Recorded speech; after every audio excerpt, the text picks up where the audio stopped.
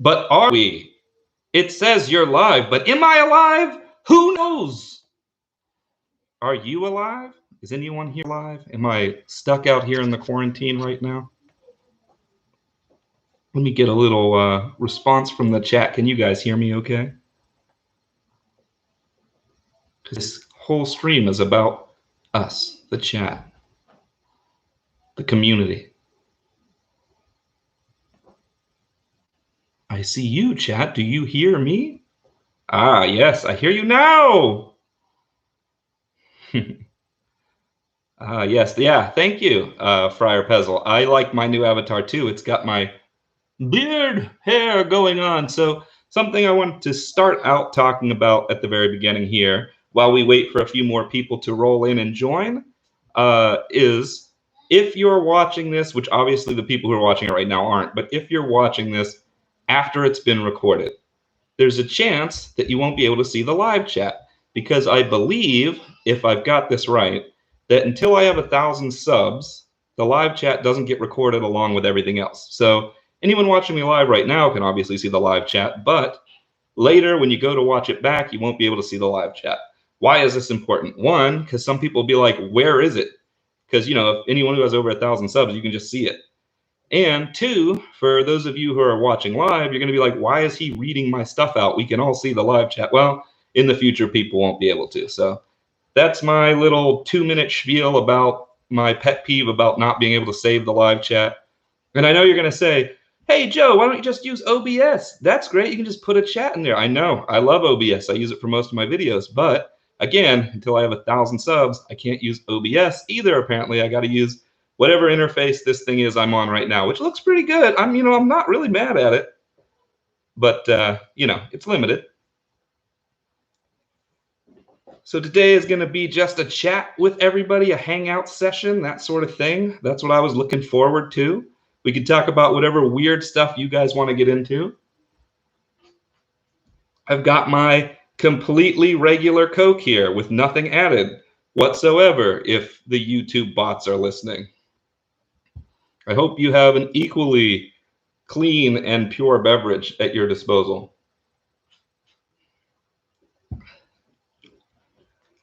Let's look over the chat for a moment. We've got, let's see, do we have stats here? No, we don't. Of course we don't. That would be nice. Oh, there we go. 8 people in the chat.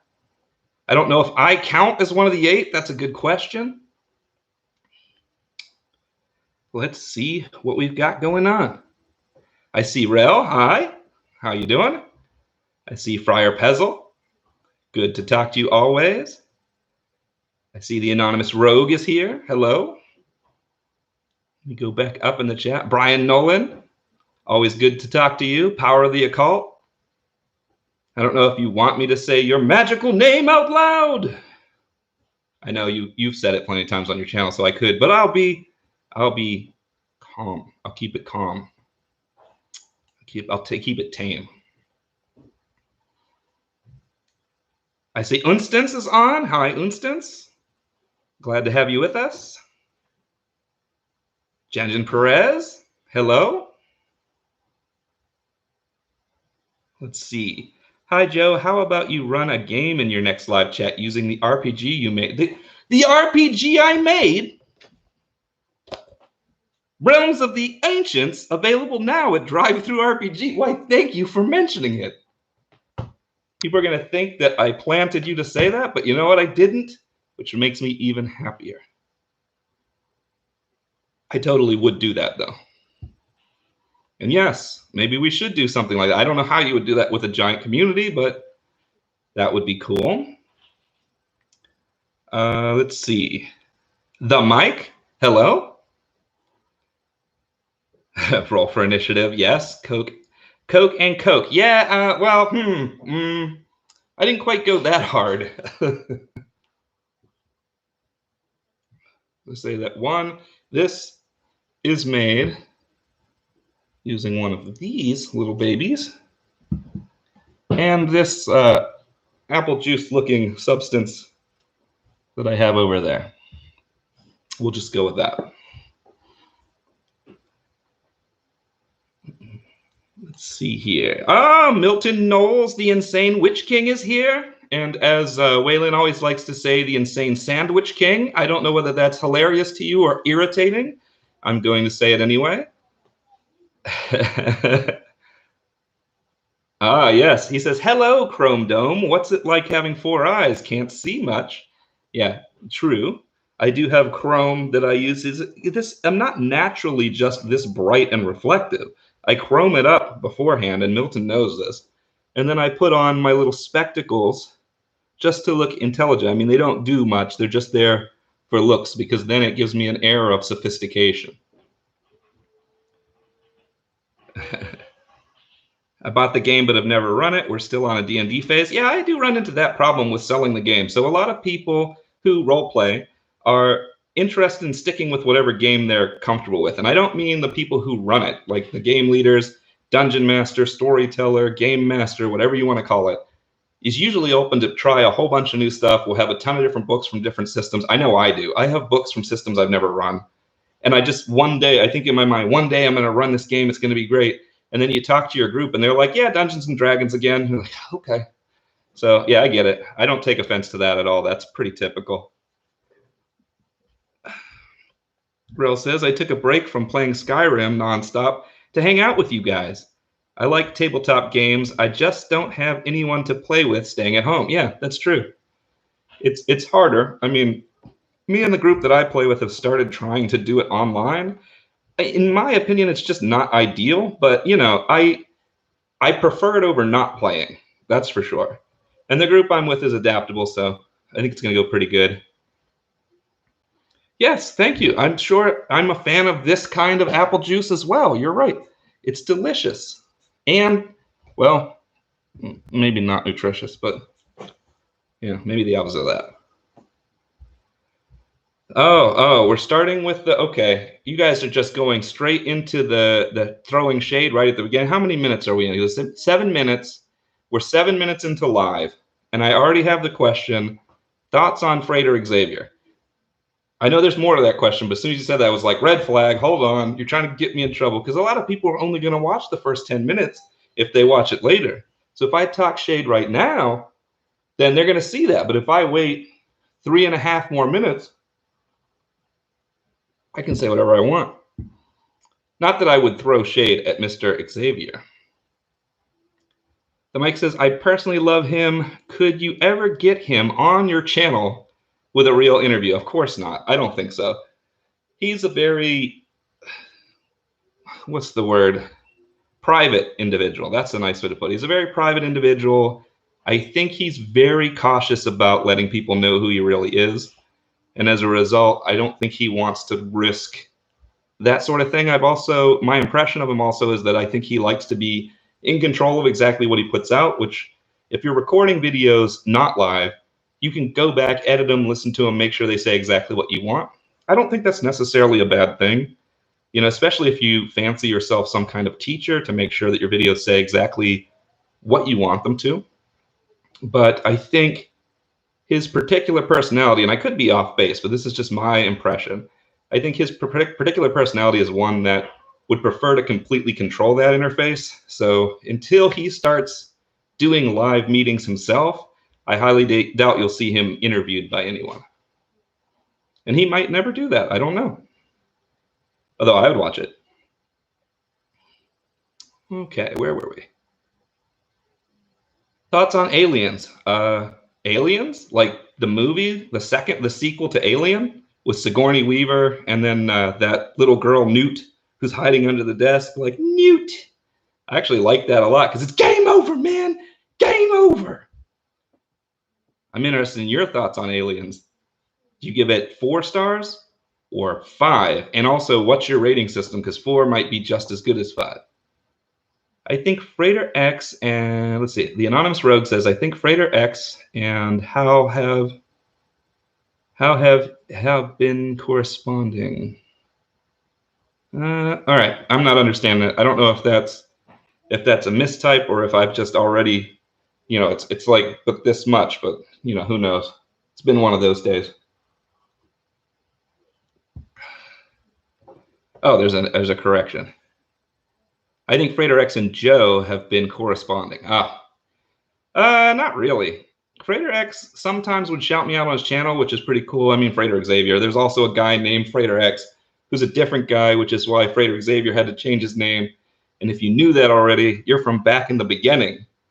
But Frater Xavier has talked about me from time to time, and we used to talk a little bit on Twitter, but it was like a random direct message here or there.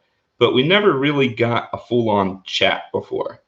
I think it'd be interesting, but at the same time, I'm not sure he's interested in what I believe now. I think we might clash a little too much. Not sure. I still watch his channel. I'm still a subscriber, so I don't actually have any shade for Frater Xavier.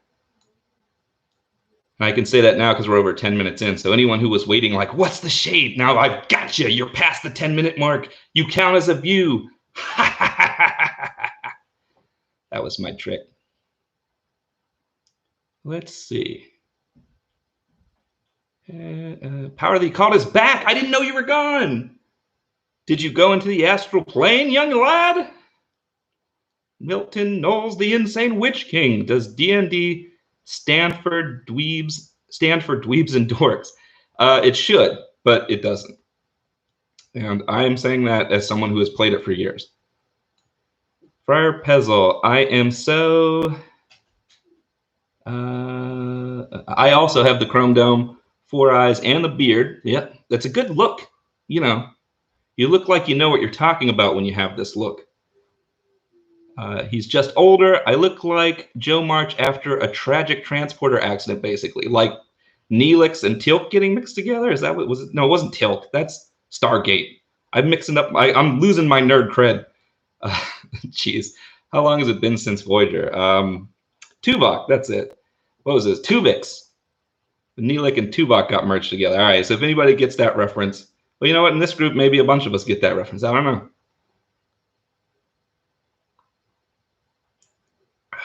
Let's see. Rel says, I used to do LARP back when we were still allowed to interact with other humans. Yeah, LARP is funny because it's somehow looked at as different from regular role-playing, and I haven't actually partaken in it, but I don't have a problem with it. I've got friends who LARP and friends who don't, and I've got friends who role-play hardcore who will look down at LARPers, and I'm always like, yeah, but then whenever you're around the table, you're still the one speaking in character, so I don't know.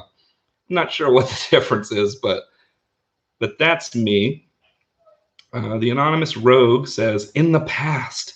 And I'm sure that was in response to something, but I have been interrupting too much to follow. Okay. The Anonymous Rogue says he misspoke. Okay, well, I forgive you.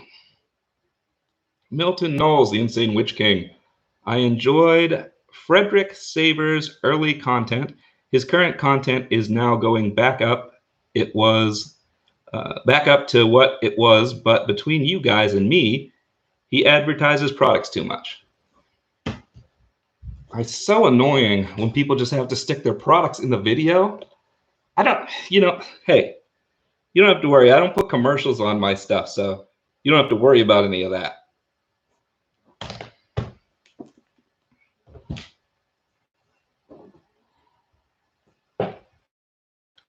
Okay, talking about Frater Xavier again. Frater is very private and he's very selective, but Joe March is always on his radar. I know, it's weird because it kind of feels good to be noticed by Frater Xavier, and at the same time it makes me like, he's paying attention to me. I better not misbehave too bad.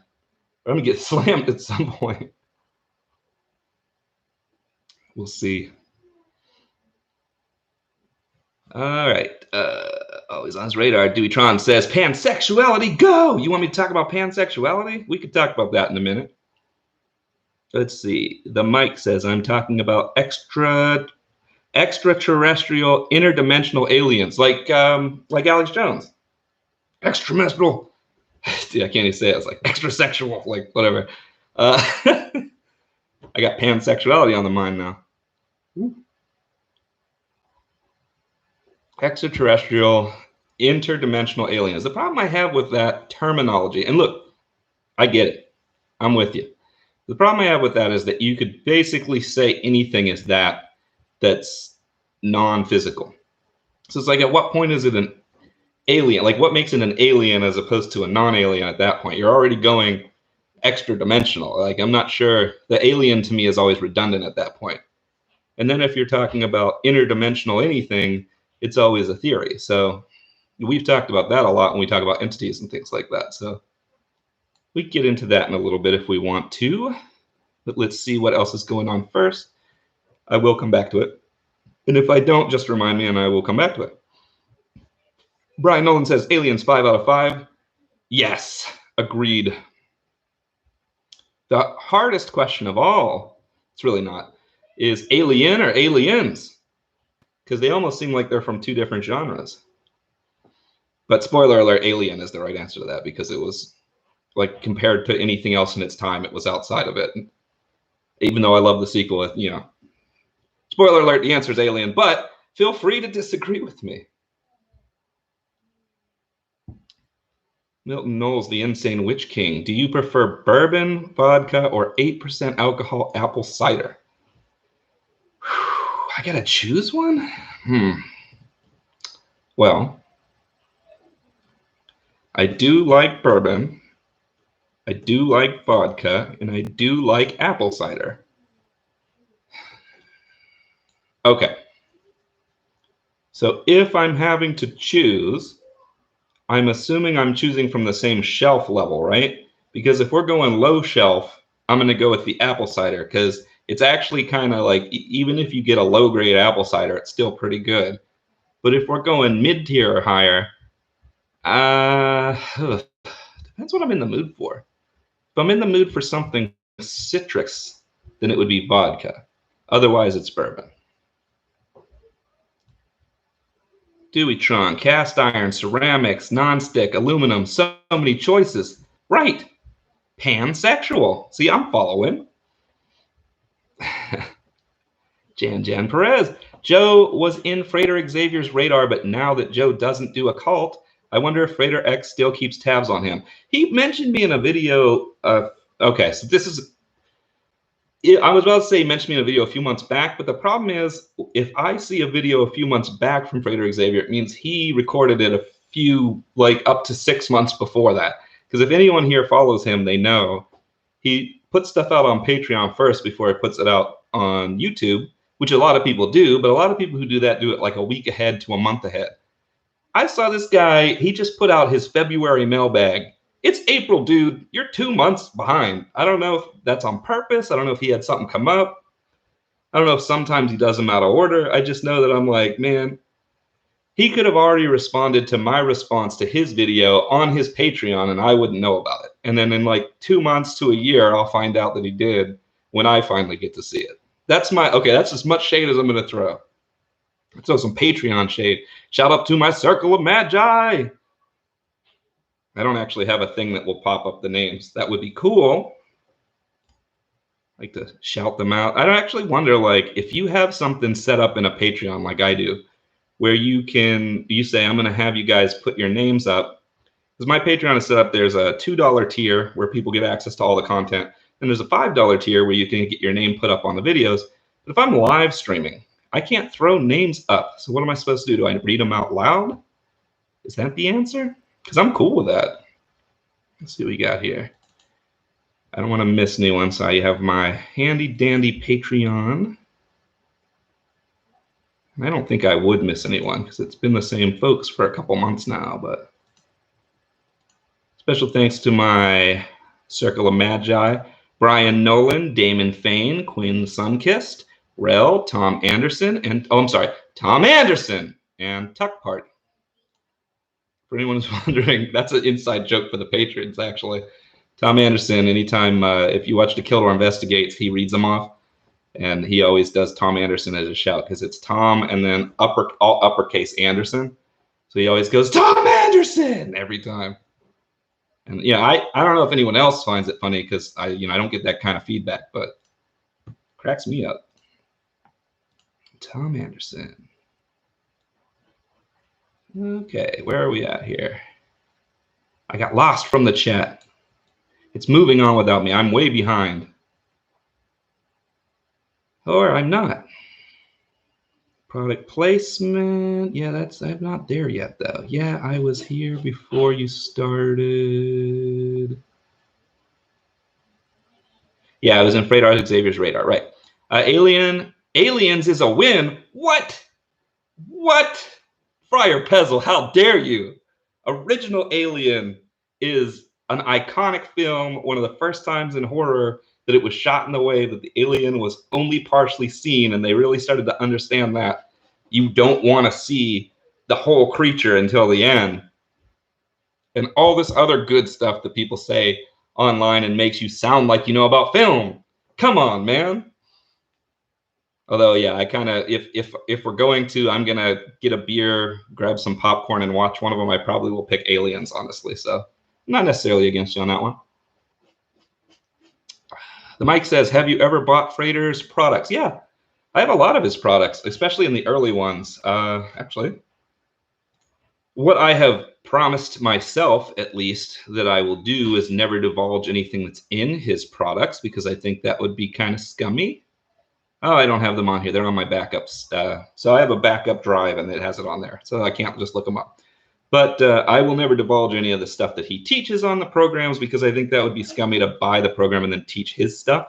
But yeah, I used to buy his programs. There's a couple of them that have come out since I left the occult that I have not purchased. But while I was in, I bought everything he had. He was one of the main influences on me back in the day.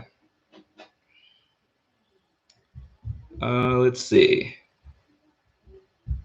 Harley Cult says, "Yeah, I was here before you started, then left before you started, so I'm technically back."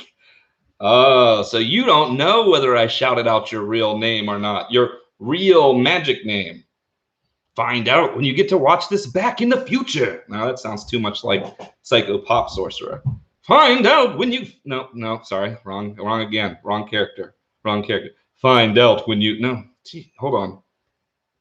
Joe March. There we go. Find out when you look this up, when you rewatch it, because everybody's going to rewatch it and give it a thumbs up. Find out when you rewatch this later. Milton Knowles, the Insane Witch King. "I have a beard too, but that's because I never shaved and it's been going since I turned 12. Man, you must have like a dwarf beard that goes the whole way down. And I watch your channel, but most of your videos are just all black. I think I've seen your face one time. But I didn't take note of the length. I knew there was a beard. I would go back and find that video, but you may have taken it down." Tuvix, yes. Tuvix, OMG. I'm rewatching Enterprise and sad that it was cut short, but sadder still about the last episode. You know, I never finished Enterprise, and people are going to hate me for saying that. Some people will not hate me for saying that, but I never actually finished Enterprise. I finished all the way through Voyager, and then I got a season into Enterprise, and I think I was just tired of time travel. I got to the end of the first season, and it was like, we're setting up a time travel plot, and I basically like threw the remote across the room and gave up. But I was, you know, that was a younger time. Now, maybe I'm up for the time travel shenanigans. I don't know. I heard there's an awesome Gorn episode later in that I probably do need to watch. Product placement, yes. And then the chat jumped on me and I lost my place again. I literally was reading it and it jumped. Gotta love the interface.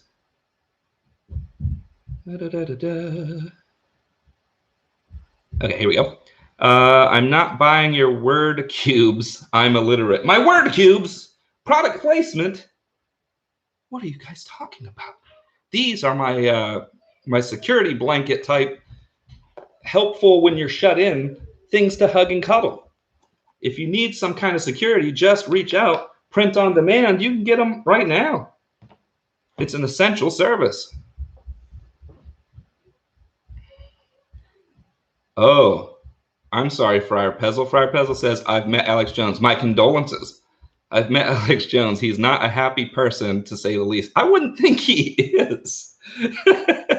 He doesn't strike me as a happy, jovial type of guy.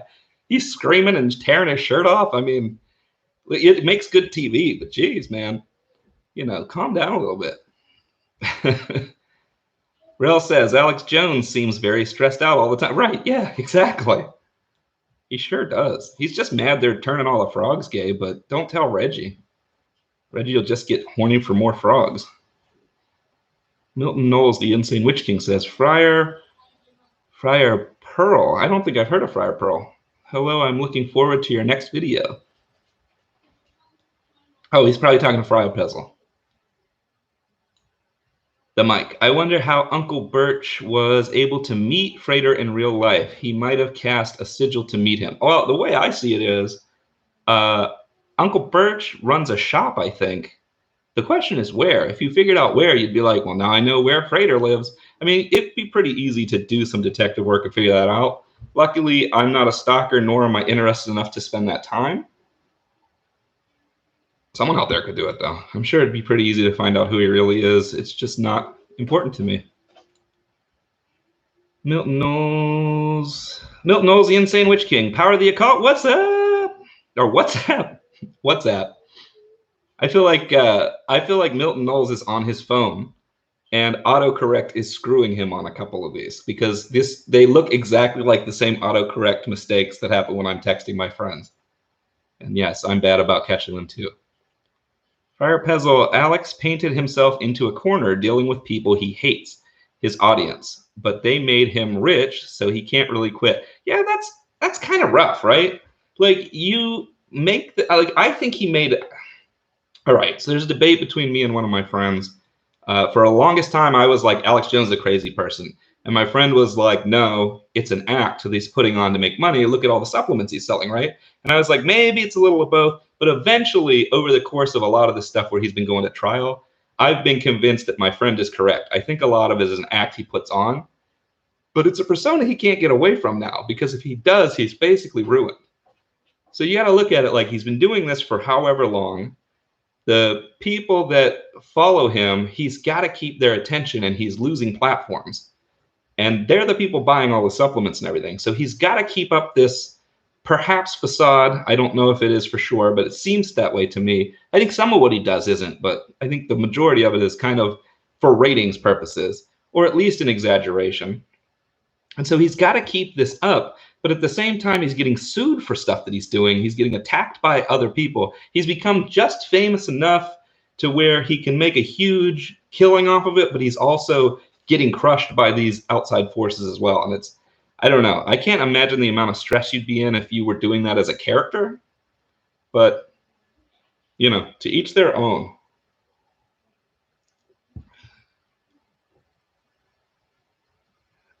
Though I'm having people over soon, so I might have to leave again. That's okay, Power of the Occult. You can come and go as you please. And don't forget, when you watch this a second or third time, you'll see what you missed. It's too bad you can't thumbs it up more than once, though. That would be cool. Milton Knowles, the Insane Witch King. The correct answer is bourbon mixed with vodka mixed with apple cider. I didn't know that was a choice. This is like Willow. Which finger was I supposed to choose? Your own finger, obviously. I didn't know it was going to be one of these mind puzzles. Milton, you've got me again. Power of the Occult. That's why I'm following Frater on Patreon. Oh, so you can be my eyes into that as to whether Frater is talking about me on his Patreon. Spoiler alert. He's probably not. XY. Hey, Joe. Hi, XY. And then I lost the chat again. So okay, hold on. It's good. It's every time I catch up to where the bottom of the chat is, then it shoots it up for some reason. So it's like, hey, you're about to catch up. Now you're lost. Spend some time searching for where you left off. That's where XY came in. Or perhaps Z, if you prefer. Oh, come on. Where did it go? Yep. This is fun. Watch an old man scroll through comments to try to find his place. Okay, here we go. Brian Nolan, we know who we are. Magi. That's right, Circle of Magi. Milton Knowles, the Insane Witch King. Can you make me moderator? I will approve every comment. Well, then why would I need you to be the moderator? That's like making me the moderator. I don't actually moderate anything. Riddell says true. It was probably to whatever I was talking about at the time. I'm sure it was like 15 minutes ago now, but thank you. Friar Pezzle, you know, the first time I ever heard of Joe, it was when I was walking down a steep hill in a sketchy North Denver neighborhood when Freighter Xavier announced that the Grand Infinity called it quits. So you heard about me when I left? Man, it's a rough time. That's a rough time to find out. Jen, Uncle Birch and Freighter Xavier told that story. He was out somewhere and Birch heard him talking and recognized his voice. Weird synchronicity or destiny, you decide. I would choose neither of them. I would say Uncle Birch listened to his channel and I recognized his voice. I would recognize Freighter's voice if he was next to me. He has a very distinct voice. Plus, I've listened to him for way too long. I'm sure it's burned into my brain at this point. Jen says, have to say though, Freighter Xavier does have a sexy, schmexy voice. Yeah, that's my point. Gotta listen to him on those cold late nights. Freighter Xavier does have a very distinctive voice, right? I'm basically saying what the chat is saying to him. So I'm unneeded in this. It makes me a little sleepy, to be honest. I had some of that problem at the beginning with him. I think he's gotten a little better over time. Friar Pezzle, Alfred Hitchcock used the alien hiding technique a good bit prior, old friend. Oh, we're gonna have a film off. Bum, bum, bum. I'm gonna lose because I don't know. Yeah, you're right. Psycho is probably the real first. I'm assuming that's what you're talking about because I don't know. Maybe he did some more less well known. Or the Birds. I don't think the Birds did that though. I would say Psycho though with the shower scene and everything. So yeah, good point. Touche. Milton Knowles, the Insane Witch King, is why you used to be called Psycho Sorcerer because you have multiple personality disorder. Just curious. No, it's not why. It's just a happy side effect of being an occultist or former occultist, if anyone is asking. I never watched Enterprise. Rel says, I never watched Enterprise. Wasn't that the one that had the Quantum Leap guy as the captain? Yeah. And you know what? Here's my beef with Quantum Leap, the last episode. Spoiler alert, he never goes home. Come on, man. That's not a good ending. Or, at least if he doesn't have some better reason than he goes to some space bar. This is not what this conversation is supposed to be about. Milton Knowles, the Insane Witch King. Have you seen my video when I made the runes? Dave and I showed off my board in it. I'm still working on the other side of it. It's going to be an awesome board. I don't think so. I saw where you made the board. There was a day where you were bored and you made a board, and I thought that was hilarious. And then I think it was today you were talking about how you were complaining about people complaining, which was funny in and of itself. But then you said, hey, man, I made a board. What have you done? So I like that. But I don't think I saw the runes. Season 3 of Enterprise was pretty good. Also, yes, there was a Gorn, and he was kind of a badass. All right, so I at very least need to look up the Gorn episode. Thank you, Friar Pezzle. Dewytron, what kind of beer are you drinking tonight? No, this is not beer. This is regular Coke with an apple juice colored substance mixed into it. That's all. It's, if YouTube app is looking, it's all kid friendly. Regular Coke plus this apple juice looking stuff equals a tasty beverage that's wholesome for the whole family.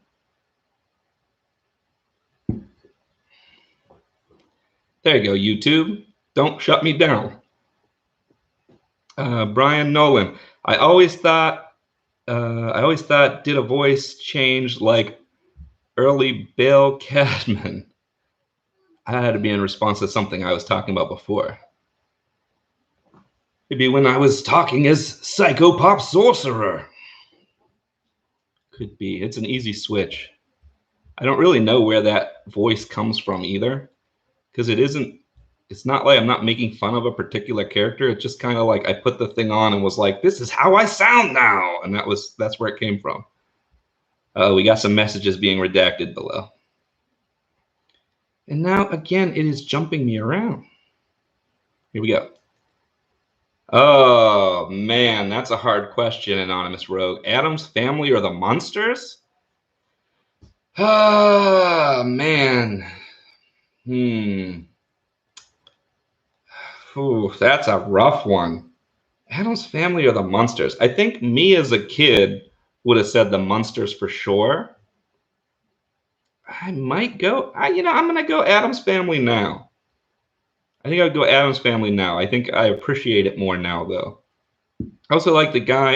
I can't remember the actor's name, but the guy who played the dad on the Addams Family, who was in Attack of the Killer Tomatoes as the scientist. I always like him and everything. So he's got the win. Although Munsters is pretty funny too. Friar Pezzle says Uncle Birch runs a shop in California. Frederick Xavier lives in Missouri. Hey, you're dishing out too many secrets here, Friar Pezzle. Too many secrets. Too many cooks. Ba-ba-da-ba. Okay, that's an obscure reference. Brian Nolan. Birch was in Los Angeles. Now he lives in New Orleans. So everybody's moving around. Man, he's in New Orleans. That'd be fun. Go to New Orleans and then meet Uncle Birch. I'm sure Uncle Birch would talk to me. Milton Knowles, the Insane Witch King. I have auto-corrected on speech to text because it's the only way I'm going to write any comment that doesn't take 15 to 20 minutes. I have that problem whenever I'm in the chat for other people's streams too, where I'm writing a comment like, oh man, like in response to someone else in the chat. And I'm just like, oh yeah, I'm going to get this thing. And there's like the same comment 12 times before I can even press enter. So I'm like, all right, I guess I'm not as original as I think. Milton Knowles, the Insane Witch King.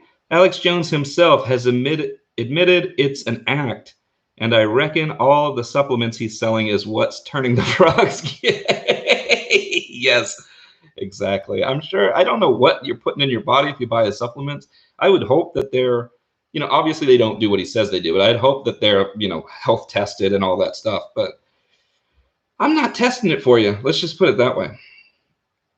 Dewytron, speaking of aliens, what do you think of Bashar? Bashar is pretty funny and cool at the same time. I don't know that Daryl Anka is actually channeling an alien. And if anyone out there hasn't seen Bashar, that just sounded like a random thing to say, but I don't know that Daryl Anka is actually channeling an alien that he will become in the future, because that's basically what he claims. But the stuff he says is pretty interesting. It's definitely fun to listen to. I can listen to it and just take in the things he's saying. I would more likely assume that he's somehow either talking straight from the subconscious, or he's regurgitating something that's in his own philosophies, or I don't know, maybe he's talking to an alien self from the future. Who knows? But the things he says are interesting nonetheless. He has a calming personality too. Friar Pezzle, I can tell you a lot about Alex.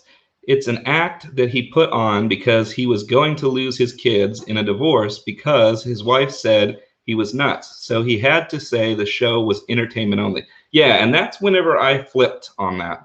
So my buddy kept telling me all the time, like, it's obviously an act, man. He was like, Joe Rogan's in on the act. Like, look at the way they're yakking it up and laughing or whatever. And I was like, I don't know, man. He seems to be a legit crazy person. He's like, no. Neither of us were like, he's right. We were just like, is it an act or is he a crazy person? And then he slowly convinced me, based mainly on the way he was selling supplements, that at least partially it was an act.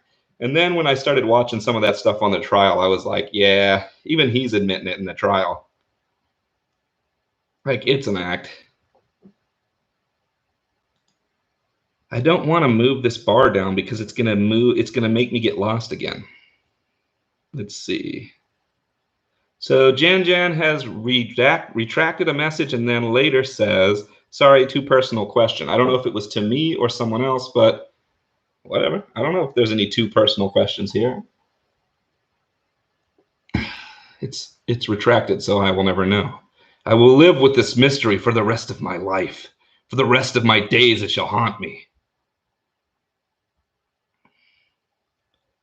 Sunkissed Queen, hi!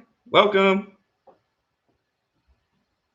Milton Knowles, the Insane Witch King. I just saw my dog licking one of his knees and with the other leg itching his ear. Truly, they have much to teach us. I agree. My dog has this flexibility that if I had, well, you know what? I'm not even. That's that's too personal. Retract that message. That was too personal. Let's see. The mic. Could you divulge Freighter's programs only to me? No, I'm sorry. I will not help in this illegal act, nor will I do anything to this Coca-Cola that would make it impure.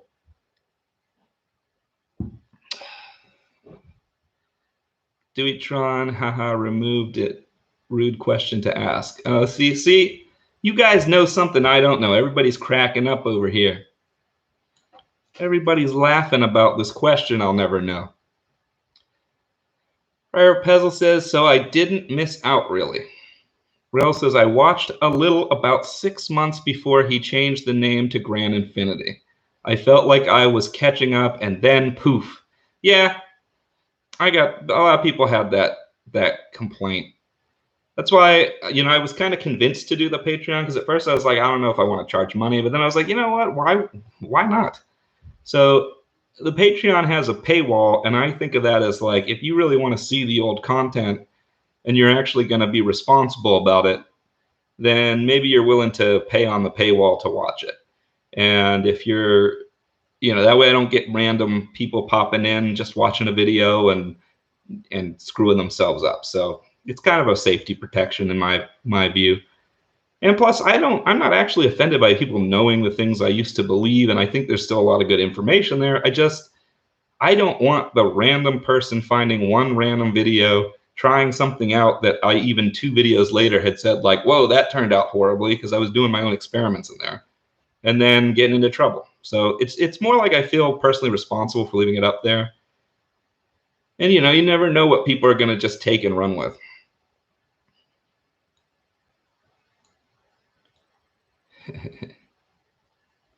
Sunkissed Queen. So apple juice stuff.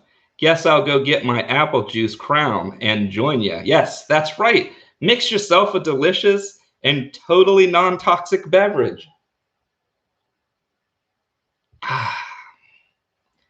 Milton Knowles, the Insane Witch King. I have also made 2 triangles as well as a board. Yeah, cool.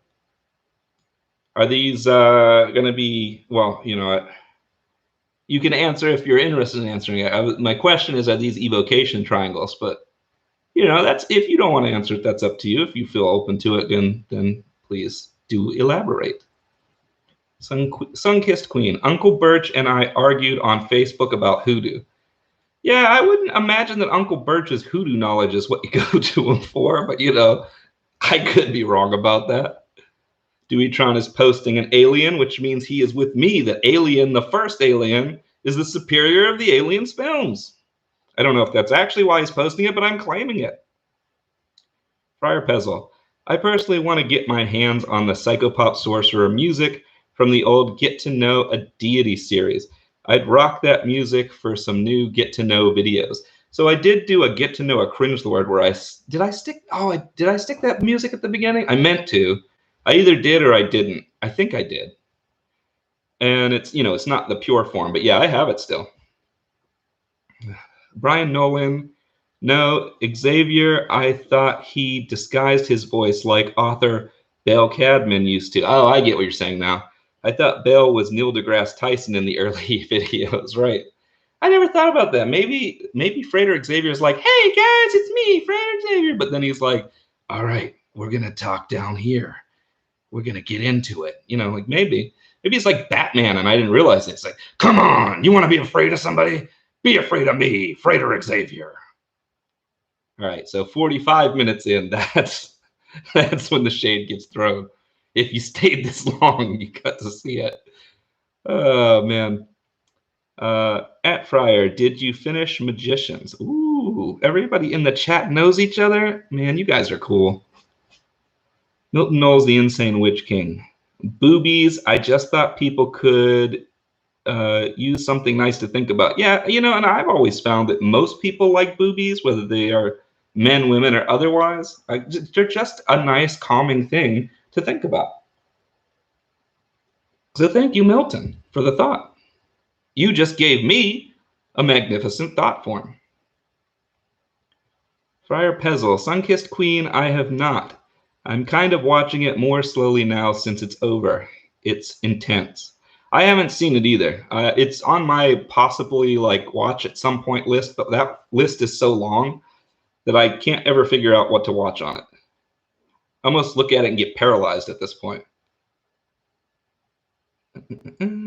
Friar, I watched it. I'll just hush till you watch it. Jan Perez. Haha, the personal question I deleted was directed at you with me. Awesome. Something you said in a parody video, which I always wondered was true. You really want me to say it again? Of course I do. It could be the worst. I'm going to regret it later. I'm going to read it and be like, oh, man, that's a rough one. Sunkissed Queen. I was fine with it all. Joe was one of the few occultism I didn't think was full of shit. Well, thank you. Thank you. I appreciate that. I always like a compliment. I have a small ego that enjoys that. But just, you know, I don't get too wrapped up in things of my own making.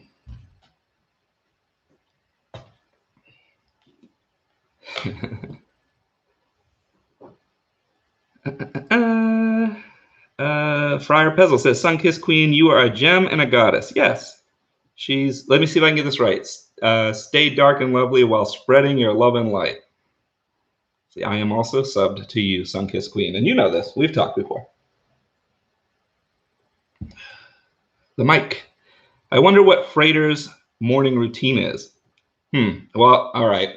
If you believe the way that he talks on the show, he probably gets up, he goes in his basement, he meditates for a solid 6 hours, then he does all of the different rituals that you have to do from the Golden Dawn, which takes another 4 hours.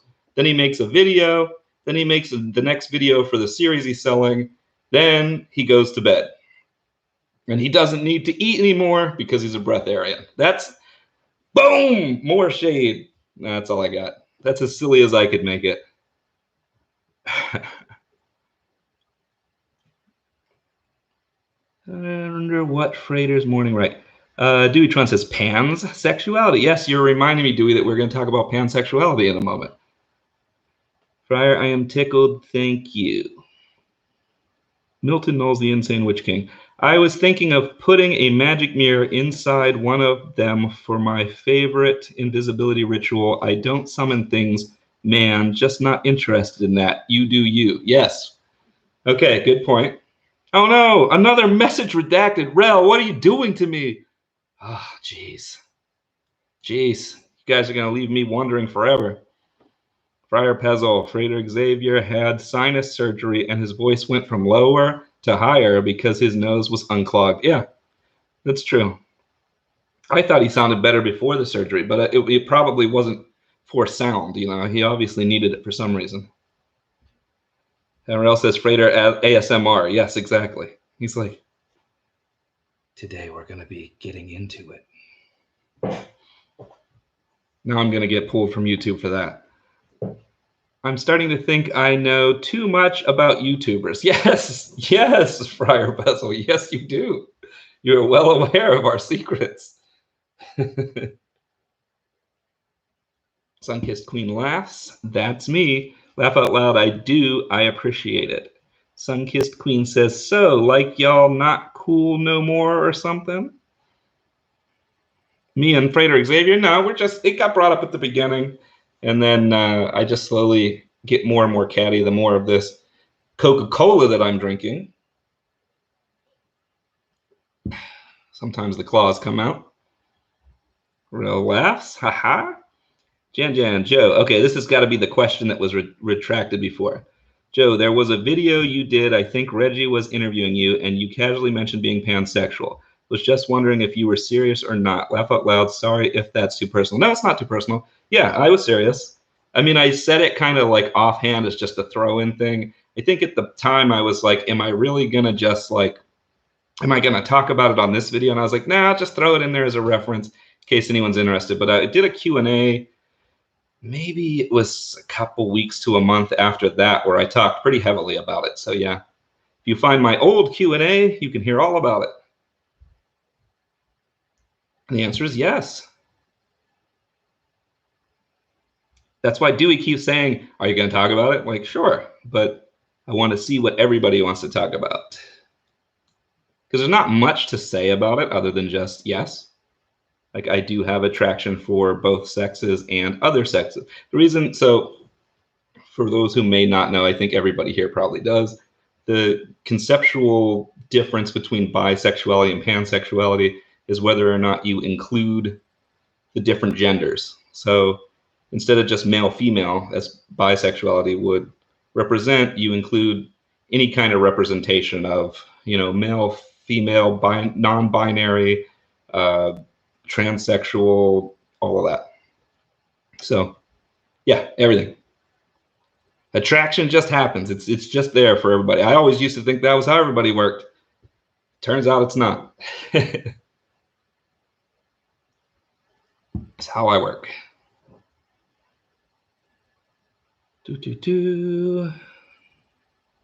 Milton Knowles. I reckon Friday X's morning routine is Rick and Frater Xavier's routine is he gets up, probably goes to the toilet, then washes his hands, maybe brushes his teeth, probably has something to drink, and then meditates for 6 hours. That's probably more correct. You got to take care of business in the morning. Our Pezzle says, Joe just wants to touch all the butts. Yeah, they're all nice. Why are you going to limit yourself? Sunkissed Queen says, just human? Or does it include animals? No, it does not include animals, just humans. Thank you very much.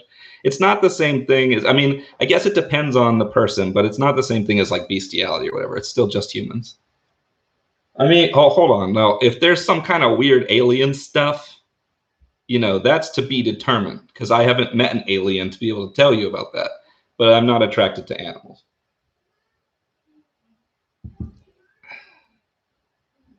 Milton Knowles, the Insane Witch King. Is it a bourbon and Coke or Jack Daniels and Coke? What are you talking about? This is all just regular drink. The slurred speech is just the way I sound normally. What are you guys crazy? YouTube, this is regular. This is fine. This is family-friendly content. You guys are trying to get me in trouble. Let's see. Real.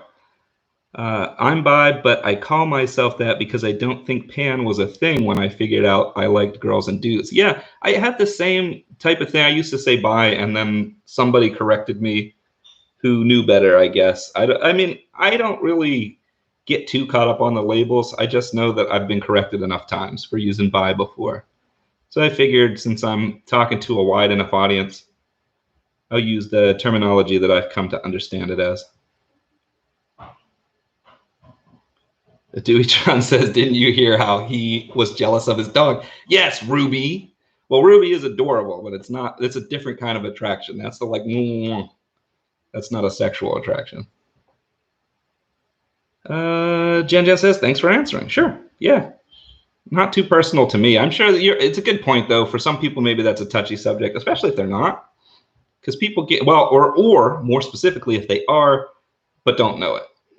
Yeah, it can be a touchy time period. That was a touchy time period for me in the past. Sunkissed Queen. Do the fur people count as animals or people? Would they be included too? Now, you just called them people, so obviously they're people, not animals. Come on now. The same thing with like animations. Like, you're going to say that you watched Rescue Rangers back in the day and you weren't like, all right. I might have just said a little too much about myself. And then Sunkissed Queen says, I was joking.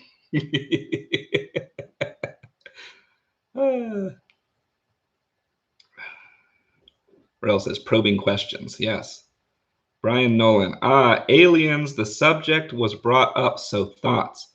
Do you mean the movie? Are we still debating this? First Alien is better than Aliens only because of cinematography and what it brought to the movies in general. Aliens is a better, more fun ride, and it doesn't feel like a horror movie anymore. It's more like an action flick that kind of like made that style of futuristic action flick seem classic. Roll with that. Then there's like a few people out there like, oh, he's gonna keep going with this joke, isn't he? I might get to it in a little bit. Milton Knowles, male, female, non-binary, transsexual. Do you ever wonder if there's too many agendas these days? Well, you know, I like to just think of it as people. And if there was a thing that just meant like you're attracted to people, then that would be the term I would use, because that's the situation. So I sometimes have a little trouble understanding all the distinctions.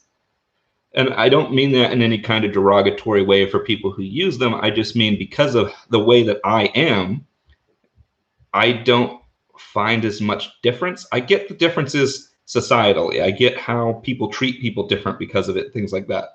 I'm just saying that for me, there's not as much of a barrier, so it makes it harder for me to think of putting up a title barrier type of thing.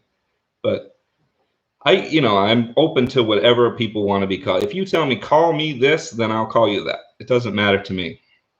I only get annoyed if people get mad at you for messing up. So if you say something wrong, that you get corrected, and then you're like, oh, I'm sorry. And people are like, no big deal. And as long as you don't keep doing it, I'm okay with that. I don't have a problem with that. I don't have a problem with someone correcting me on what they want to be called. But I get annoyed when people like take it all way out of context. But I haven't actually seen that happen a lot. I see that online.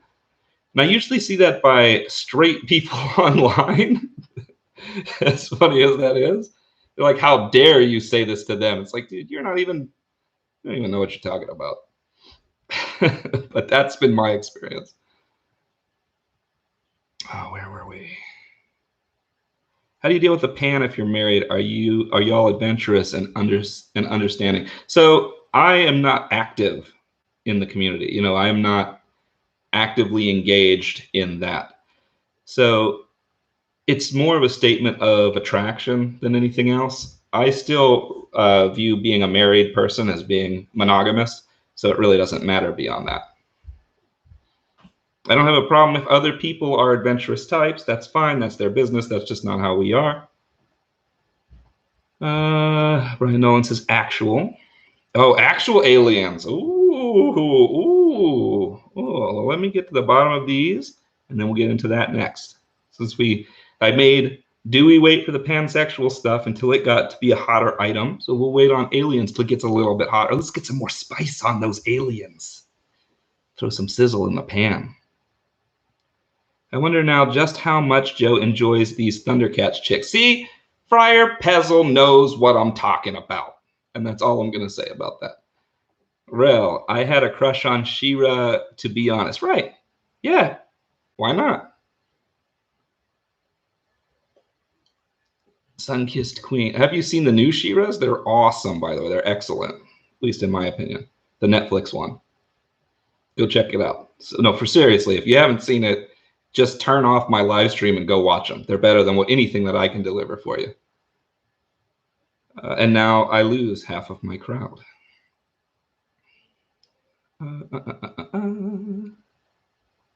Sunkissed Queen says, Dewey, good question. It is a good question. If I was in an active adventurous thing, that would be I would have some interesting anecdotes. Unfortunately for the viewing audience, I'm boring when it comes to that area. Brian Nolan, no problem in your own time. Oh, the time is nigh. We'll get to it in just a minute. Dewey Tron, I think Brian Nolan was talking about extraterrestrials. Yes, he was. Sunkissed Queen, anybody know how to tag people in this chat? YouTube confuses the hell out of me. You know what? I have the same problem. There should be a way for me to talk privately to people in here too. I don't know how to do it. Milton Knowles, the Insane Witch King. Family-friendly content. You told me your content is not for kids. Are you just referring to baby goats? In which case, that's an odd demographic to directly refer to. Well, Milton, I know that Goat is there with you. I can't make him mad. He is an awesome character, by the way. Reggie loves him. Reggie tells me all the time how he's waiting for another Goat video all the time. I tell him, just wait. Don't force him. They have to come whenever the inspiration sparks. Friar Pezzle says, Sunkissed Queen, I think you just write their name. Dewey says, put the @ symbol in front. See, now I'm learning as well. I work in IT and I don't know how this stuff works. So, don't feel too bad. Sunkissed Queen says, Friar Pezzle, I'm trying it out. Friar Pezzle says, that highlighted for me, Sunkissed Queen. Sunkissed Queen says, Deweytron trying that too. Sunkissed Queen says, cool. So you guys must have figured it out. Deweytron says, what? It didn't do it that time. Yeah. Nice try, Dewey. You failed. It's because Sunkissed Queen has a space in it. You didn't think about that, did you? You're going to have trouble writing that one in a single thing. Gotcha, Dewey. What? It didn't do it that time. Right. Sunkissed Queen says, cool beans. Rel says, laugh out loud. I'll watch She-Ra tomorrow. I heard about it, but I've been working too much, playing too much Skyrim.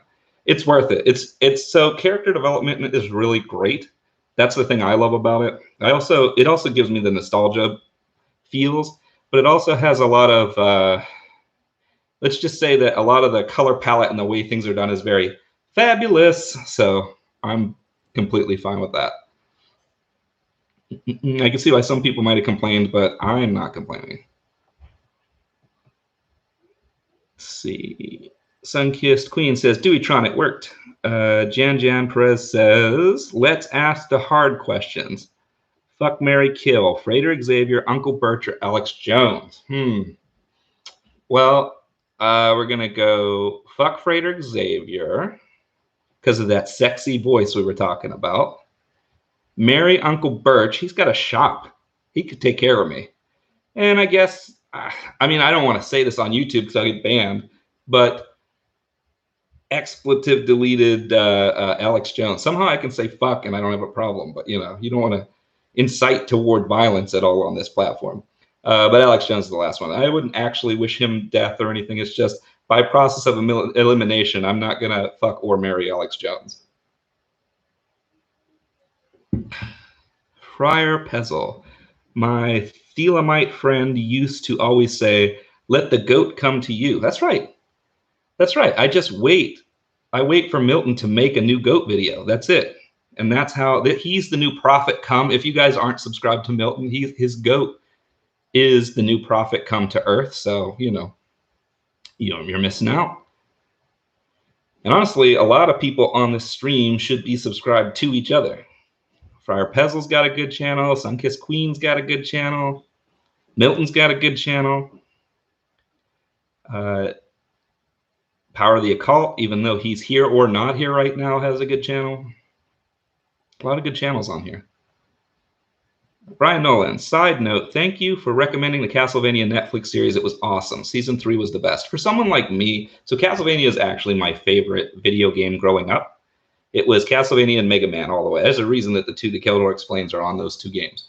So those were my favorite series growing up. So when they said they were going to have an animated Netflix, I was all over it, but I was also very apprehensive. And then when it came out, even though it was just a 4-episode season 1, I watched it and I was just happy, just as happy as you could be as a fanboy, fangirl, however you want to say it. I was just like, whoo. I was like, where's season 2? And then season 2, I watched that and I was just like, oh yeah, you had a picture of Leon in the background in this one part. I was like, oh man, Easter egg, you're Easter egging me. And then season 3 came out and they got these Cthulhu-esque vibes getting thrown in here. And I was like, how do you keep getting better for me? Like, I was like, I don't know. So we'll see. They can always ruin it in season 4, but so far I'm loving it. Well, yes, I watched it with my husband. Castlevania was great. Yeah, I loved it. Sunkissed Queen is crying, laughing.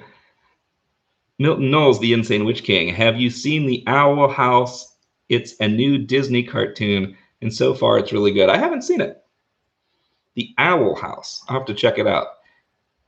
I started watching a lot of the old Disney Afternoon again because we got Disney Plus, and John was like, I don't know, there's a lot of things to watch. He's 6, so he's like, I don't know, there's a lot of things to watch. What do I watch? And I was like, hold on a second. I went right to Rescue Rangers. I was like, sometimes some crimes go slipping through the cracks. He's like, how do you know this song? What are you even doing?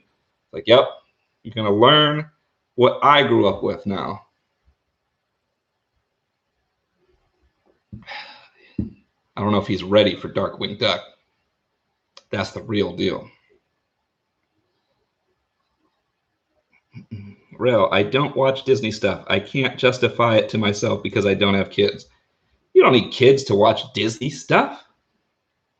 Although I can justify it because of it, but I would watch it anyway. Who we kidding? This goes back to those questions about furries we were talking about earlier. I'm not going back there. Milton Knowles, the Insane Witch King. Why do you like my puppet shows?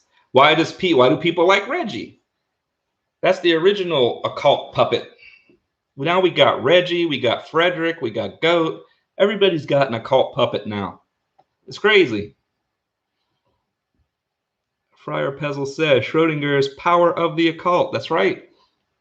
Rel says, have you seen Hellsing Ultimate Abridged? Yes, I have, and it's hilarious. So I was a fan of the original Hellsing anime, but then I heard that it wasn't based on the manga real early in. So I got all of the mangas and read all of them. I have them in my closet, and I loved it. It's completely insane. And then Hellsing Ultimate came out that was strict to the manga, and I have all of those, and I watched all of those, and that's a bloody good time, pun intended. And then after watching all of those, someone cued me into Hellsing Ultimate Abridged, where people have shortened it and dubbed over it and like funny additional things, and it is outstanding. I just don't know if people will get it if they haven't actually watched Hellsing Ultimate first. But man, is it funny. Like the number of times they just blatantly point out that things are sexual instead of violent. It's just hilarious. And the way they do it differently every time is just beautiful. Sunkissed Queen, my children found Garfield. My daughter decided to write a poem about him. Does he hate Mondays? Sunkissed Queen, the girl on Rescue Rangers did wear her jeans well. See, that's what I'm talking about. That's it. It's Disney's fault. It's Disney and Looney Tunes. We had Space Jam. They had a female rabbit character in there. I don't really have anything else to say about that. It's just a random statement. It doesn't mean anything. Oh, I better pour some of this apple juice colored liquid in here now. All out of juice. It's a tragedy. Almost a catastrophe. Oh, we could see some ASMR over here.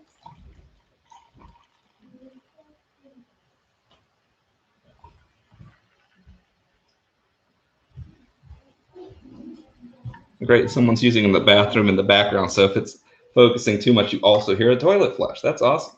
The sounds of home. The comfort of Simple Rick.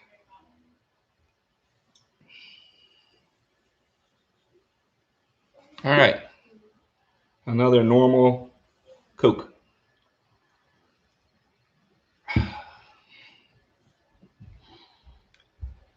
Milton Knowles, have you watched The Ancient Magus Bride? That is a good anime. I don't think so. I've seen Madoka Magica. That's an excellent anime. That turns the whole magic girl genre on its head. I would recommend that to anyone who hasn't seen it. But I don't think I've seen The Magus Bride. I'll see if I can find it. Rel says, I've seen them all too. Some of the things I heard in Castlevania kind of reminded me of that.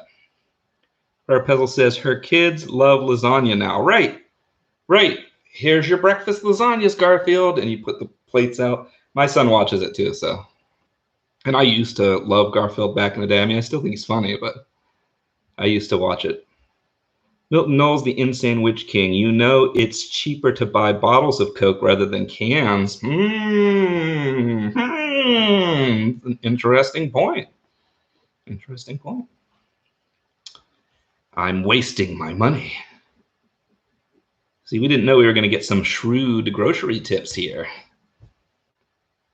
Sunkissed Queen, Friar Pezzle. I wish my daughter hates ground beef and my son is a vegetarian unless McDonald's is involved. Oh, that's rough. I'm definitely a meat eater. I know it's gonna anybody out here who's like, what? You were in the spiritual community and you're a meat eater? Like, oh man, yeah, for sure. Whew. All right, I'm gonna take a brief break because that Coke is going through me. So everybody take 5 and we'll be right back.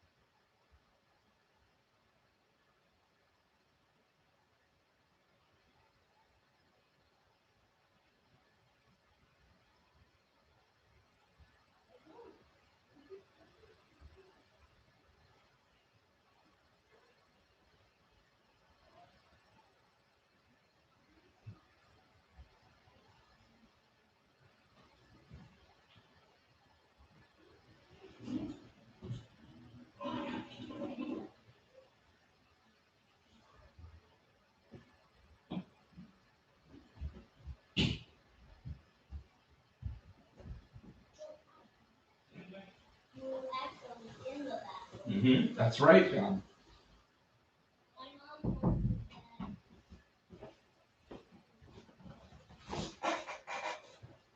So the question is, how loud is my toilet? Is this ASMR bathroom flush, toilet flush? And did everyone hear my son start slamming on the door as soon as I went in there? Go, who's in there? The world may never know. Or I can watch this back later and find out. All right, just when I was caught up, I've left for a little while.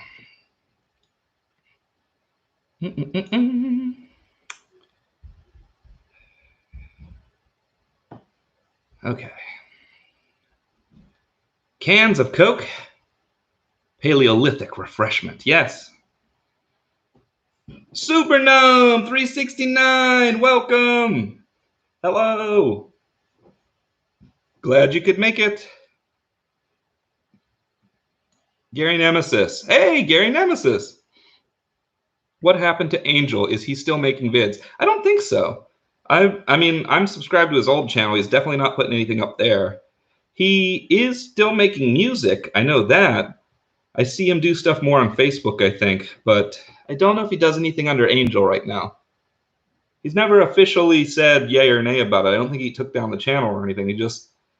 I haven't seen anything new from him. I still talk to him from time to time, but only a little bit. He's gotten busy. He's in a good place, let's put it that way.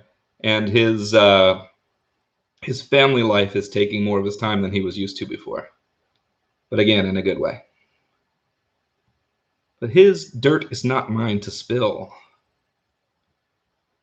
Rel, I really figured out I like girls when I watched Sailor Moon as a preteen. I was so confused. Well, yeah, I mean, it's a confusing thing. I was like, and I talked about this in the other one too. That's why I don't want to dive too much into it because a lot of people have heard it before. But I was like super homophobic in high school, and it's like super cringe to look back at now. But it's 100% because I was afraid of what I was feeling. But if you told me that back then, I would have just shut that whole conversation down. I didn't know what was going on. So it's rough. It's a rough period figuring that out. Supernome says, what's up, Joe and chat? What's up? Welcome. Oh, and then the chat jumped on me again. Thank you for that, chat. Here we go. Milton Knowles, the Insane Witch King. Sorry, auto-corrected again. It's the Ancient Major's Bride, and you know it because the main character has a deer skull for a head. Got it. Brian says, refreshment break. That's right. Sunkiss Queen. You know how I feel. Fuck these people. I do. Rel says, hi, Supernome. Yes. Message retracted from Milton. Come on, guys, you can't do this before I read them. Now, I don't know what Rel retracted. I don't know what Milton retracted. At least I know what Jan Jan retracted. Man, you guys are all trying to ask me hard questions or something. Friar Pezzle, during this break, I'd like to remind everyone about Realms of the Ancients, now available on the Drive-By Press. Thank you. Yes, Drive-Through RPG.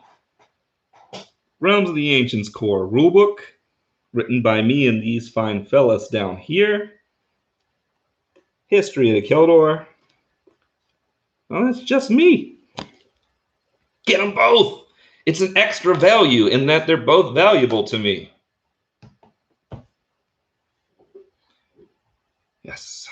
Thank you, Friar Pezzle. Sunkissed Queen message retracted. You guys are killing me. Now you're doing it on purpose. Jan Jan Perez. I don't know if it ever got popular in the US. I'm in Asia. But there's a really good fight anime some years back called Rurouni Kenshin Samurai X, loosely based on the life of Musashi Miyamoto. And yes, I've seen some of it and not all of it. I've definitely seen, is it called Samurai X or is it Assassin X? There's like one of them, there's a version that's just like his past, where it's when he's an assassin. And I've seen that. And then I've seen some of the show. So it definitely was over here too. And in the show, it's like after he was an assassin, when he attacks people with the back end of his sword, so he knocks them out, he doesn't kill. It's pretty good. I should go back and find the rest and watch that. And have a new goal in life. It's another one to add to that list of shows I haven't finished. Jan Jan, I recommend that. Yes, I agree. That's a good show. I haven't seen that in a long time. Milton Knowles, the Insane Witch King. There you are. We missed you so much. Thank you. Thank you. Sunkissed Queen Rel, I'm cracking up. Proud. Got it figured out. Brian Nolan, I miss Dustin too. Yes. Well, name drop alert. I think he name dropped himself by the end, but I don't know for sure. But yes. On a unrelated to Angel note, if you're ever looking for good music, check out Social Kit. You know, connect the dots if you want. Rel, oh yeah, I've learned so much, Sunkissed Queen. Brian Nolan, I do catch his music on Instagram. Yeah, he's pretty good. I'm definitely a fan. Milton Knowles, the Insane Witch King. Have you noticed that you start to wear beanies more when you go bald? Or is it just what my dad does to stop his head getting cold? So I have, and I don't know if this is what you mean, but yeah, like this thing, everybody's like, oh, you're trying to be a wizard because I got the beard and the hood. No, I'm bald up here. I get chilly. So that's what that's about. Why do I have these with hoods? It's because I get cold on top of my head. If I need to wear this in the first place, like a second layer, then it has to have a hood because I got no hair. Okay? Let's just rip that Band-Aid right off. If anybody ever wondered, you know how you have to wear a hat in the winter because most of the heat escapes from your head? Imagine you have no hair now on top of that. It's cold as fuck.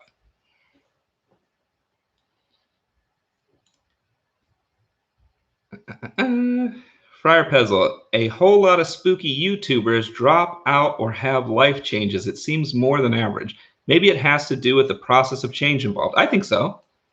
And it's hard for me on the channel to do these like 10-minute videos that are like why I got out of the occult or this or that. And even Sunkissed Queen has called me out on this and said like, you're not out of the occult. You're just making up stories. Yeah, so if you get a broad enough term of the occult, I'm not really out of it, but I'm out of the I do spells part. That doesn't mean that I have a problem with people who do spell work. It's just not part of what I do anymore. And since that was almost all I did before that and entity work, it's like I'm out of what I used to do. And how are you going to explain that in a 10-minute video? Like, yeah, I guess I did. I just explained it in like 15 seconds. So I just disprove myself. Jeez, this happens to me all the time. And so every time I disprove myself, then my brain shifts a little more like, oh man, what does that mean? And it changes everything again. And I think that's exactly what you were just talking about, Friar Pezzle. Yeah, it's a constant state of change, and so everything you do is in a constant state of change. Sunkissed Queen says, my reactions are bad, autocorrect. Oh, wait, so you're not actually laughing when those come up? You were like trying to do a teardrop and it autocorrected to a laugh? That's rough, Sunkissed Queen. That's rough. Milton Knowles, the Insane Witch King. You will never know what mean thing I said about you. Oh, come on, man. And when you left, I could have said good riddance. When did it need that? We didn't need that chrome dome. Or I could have said something else. No, you said good riddance. I got it. I got your number. 7. Friar Pezzle. Drive-through RPG. I stand corrected. It was a good guess anyway. It was very good. Someone's listening. Oh, Milton Knowles, message retracted. You guys are killing me. You're putting the dagger. I don't know. I used to in the old days. I literally would have had it out. I got to use these stupid keys. You are putting this Darth Vader nerd key right into my heart. That's all I have close by. I have that, and for some reason I have this. I don't understand. I don't know why I keep that nearby. Like I need to jump on at any time and talk to the resistance or some shit.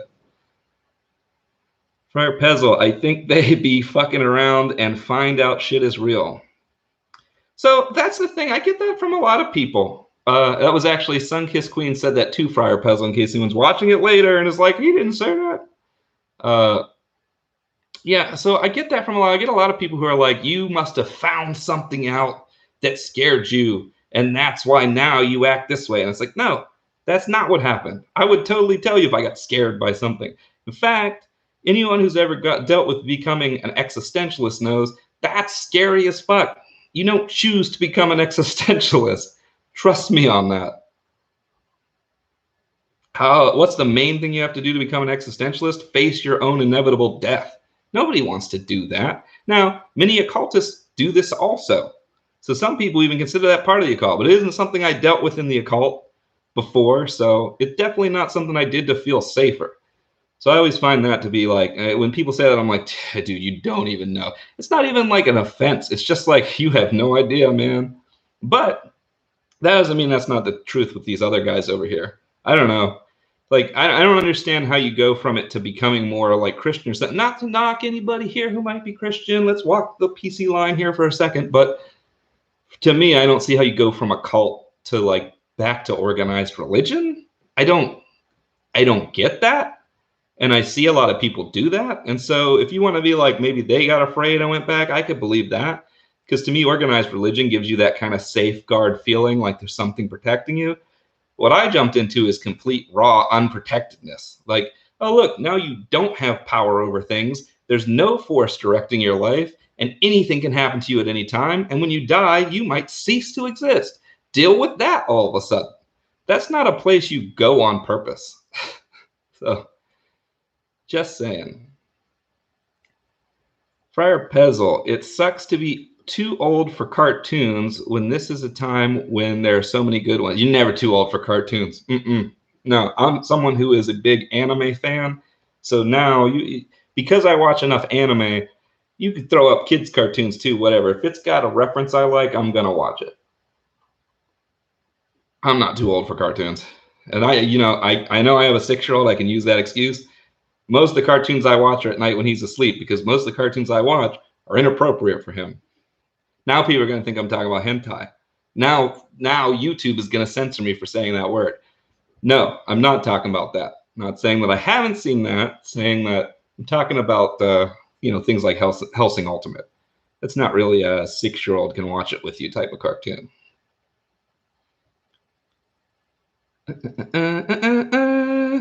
Message redact. No, wait, no.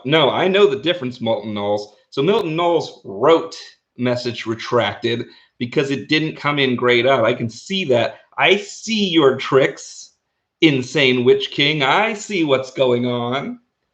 Trying to drive me more insane? Good luck. The game is afoot. Superknown, what are some of your favorite books? This is going to be like uber nerd time for a moment, as opposed to people are probably thinking I'm going to be like, here's some cool, flashy occult book. Actually, one of the books I really liked is from the Star Wars Legends series. And for those who don't know, there used to be a ton of Star Wars books that people made when there were only like 3 to 6 movies, depending on when you're looking at, that filled in the rest of the story. But when Disney bought them, they were like, none of that is canon, which I don't disagree with that decision because it'd be too hard to keep up with. But now they call them legends because that way they can be like, maybe we'll use some of that and it'll turn out to be true, but we don't have to adhere to all of these stories. They're like the legends and myths of the stories that people tell in the current day. And I thought that was a pretty classy way to handle making them non-canon while still paying homage to the fact that they exist and making them their own thing. So from the Legends canon, that's a ridiculous thing to say. From Star Wars Legends, there's a book about Darth Plagueis. I believe it's just called Darth Plagueis, but I could have that wrong. And that book is just amazingly good. And I can't really explain why. It's all about dark side Force users. It's about Senator Palpatine when he's a kid and he's becoming a Dark Jedi, and it's about their interaction with the Force. And the way the Force is written in that book, you can tell the person who is writing the book either has practiced the occult or has studied the occult, because he makes a lot of it very magical in that book. And I really appreciated just that attention to the emotional connection with a force, because for them it's the dark side of the Force, but it's a force that's kind of propelling you forward, directing you toward these goals, things like that. And I found that very compelling writing. I found it very interesting. So that book stands out in my mind. What else? Obviously, there's the obvious ones like Lord of the Rings. I read those when I was a teenager. The problem is, though, if I say Lord of the Rings and then you're like, go ahead and read them now, and be like, I don't want to read about Tom Bombadil and the Whites and all this stuff. I don't want to go back and read about the Entwives. I don't want to do that stuff. It's dry now to me. There's a lot of old writers who I really, really respect what they did for their genres, but now I'm like, I read it once, I'm good. Tolkien is one of those for me. Asimov's not so bad to read, but Asimov is one of those. Did Asimov do the ones that had all the like Adeptus Mechanicus type of stuff, all the stuff that later inspired like Warhammer? I can't remember if that's him or not. There's a lot of them like Asimov, Bradbury, all those old sci-fi writers who their stuff influenced a lot of what we just consider classic sci-fi now, but at the time it was extremely unique. Now I'm just talking about a bunch of nerd books, not really answering the question. Favorite book? I think, is Darth Plagueis really my favorite book? What does that say about me? I don't know. Oh, no, you gave me the perfect opportunity. Why? This should not have taken this long. Favorite book is The History of the Keldor. Yes, obviously. Oh, yes. Jan Perez. Japan came out with a live-action trilogy condensing the whole Samurai X series into 3 movies. It's insane. You might want to see that first. Really? That's pretty interesting. I actually saw the Netflix version of Bleach, and I know it for people who are like Bleach purists, I'm sure that they get annoyed, but for me, I was like, if you're going to take the first season of Bleach and shorten it into an hour-and-a-half movie and then do it live action, it was pretty impressive for that. I was a little disappointed that Kingfisher didn't have the like dangling thing. It's a lore. That's why he's called Kingfisher. I felt like they missed that. But other than that, I was like, yeah, that's cool. And anyone who doesn't watch Bleach will be like, I don't know what the fuck you're talking about. That's fine too. Because we're past that subject now.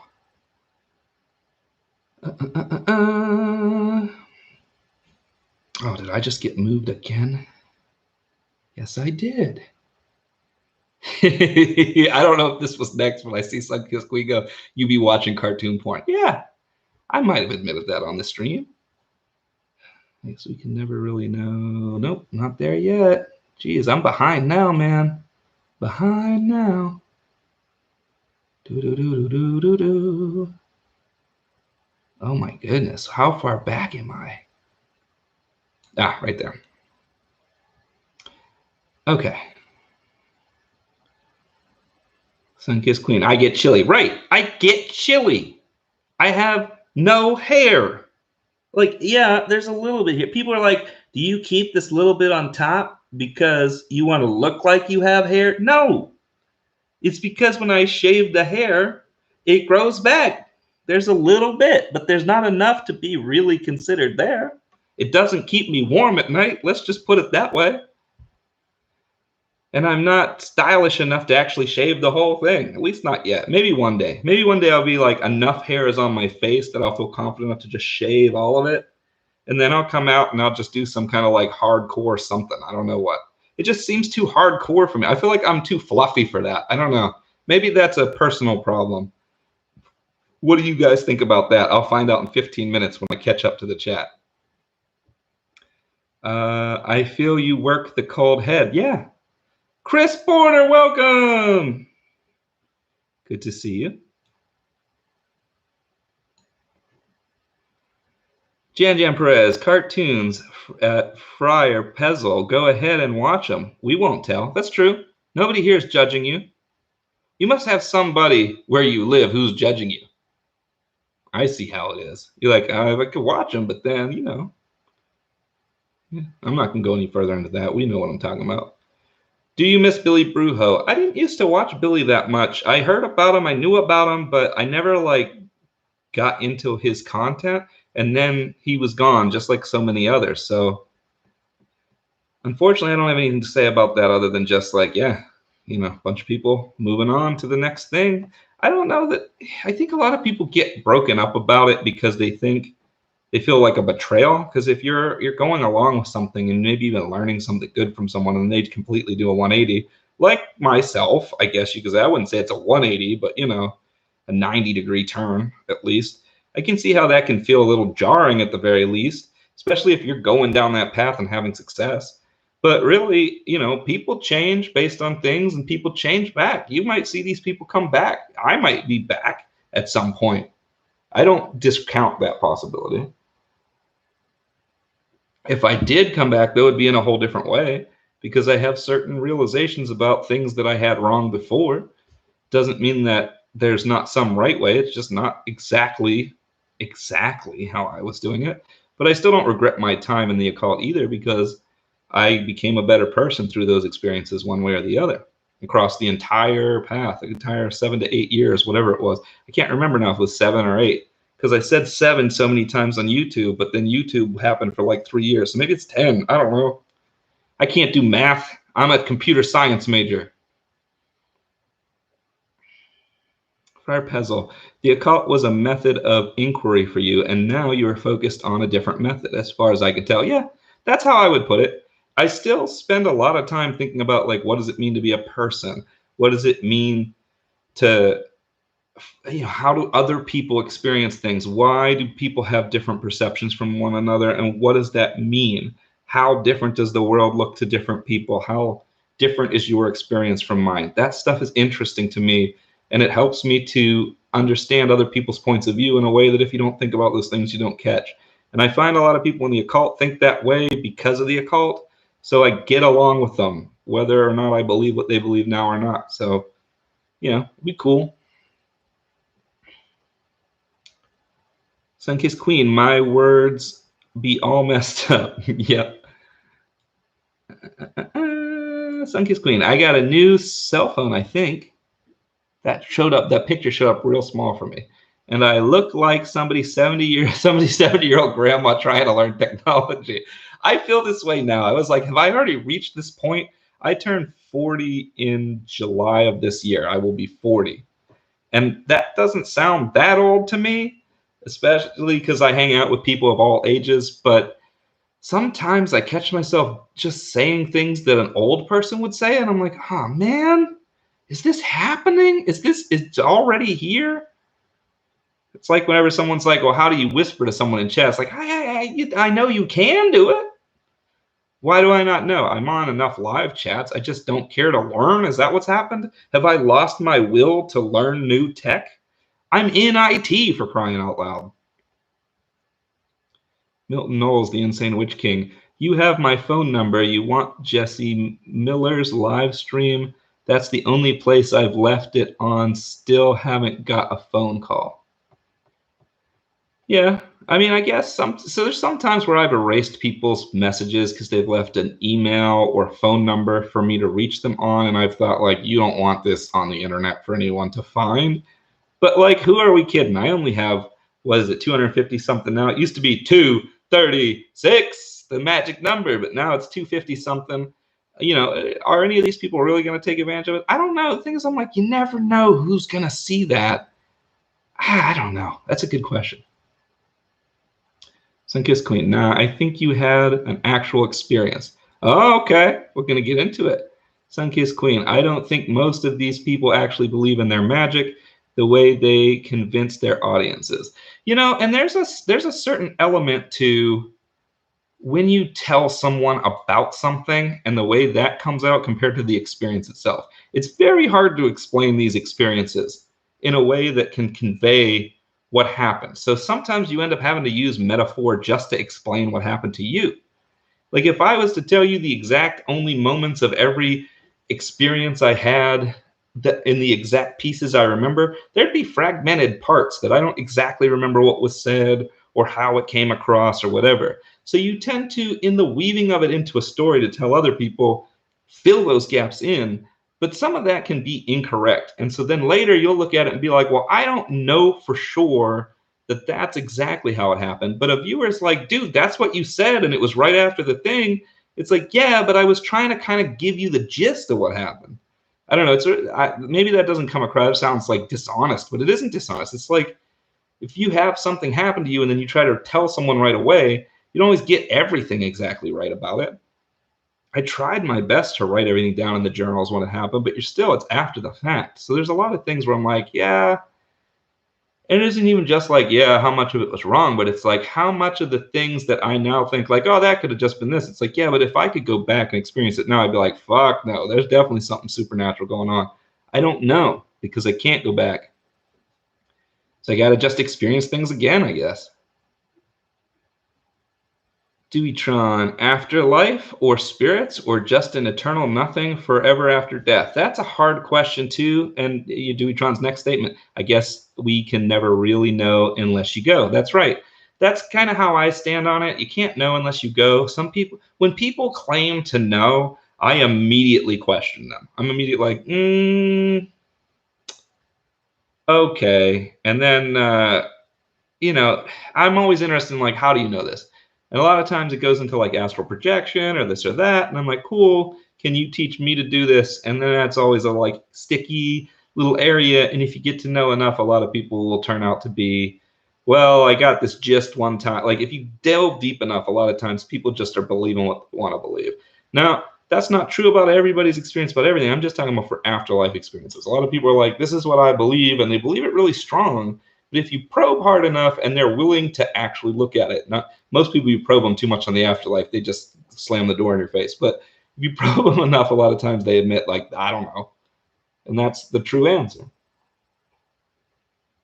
Nobody knows. So I've kind of taken on this, the existentialist view being there's a potential possibility of just nothingness when you die, which I find to be the most frightening of the answers, honestly. This is another reason why I'm like, it's not a security blanket. It's not like I'm not one of those people who thinks like life was painful, so I'd like there to be nothing. I would love to just like incarnate in life after life after life. I would love to believe that's what happens, which is why for a long time I believed it.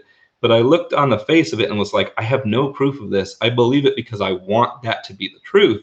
And so I don't necessarily say like it's not true for that reason. I just say that I can't assume it's true because I don't know. I don't actually have memories of a past life. If I did, it might be different. But because I don't, I can only assume when other people tell me they do that maybe they do. I don't know their experience. I'm not experiencing their experience. So I'm like, okay, maybe. But I got to go with the assumption that there could be nothing. There could be something. And then people go, well, what about the idea that you have to live a certain way to go into the afterlife to do this or that? And my question to that is like, would you still go in one direction or another, or to one afterlife or another, or whatever, if your only reason for behaving a certain way was to get into that afterlife? Or would you have to purely be the way you needed to be to get there? And if they're like, oh yeah, you'd have to purely be that way, then it doesn't matter then if I know what I need to do. I'm either going to get in there or I'm not based on who I am. I need to just be the best person I can think that I can be and hope that if there is a force out there guiding me, that it guides me to know what that is. And if it doesn't, well, then that's messed up. That's really all I got.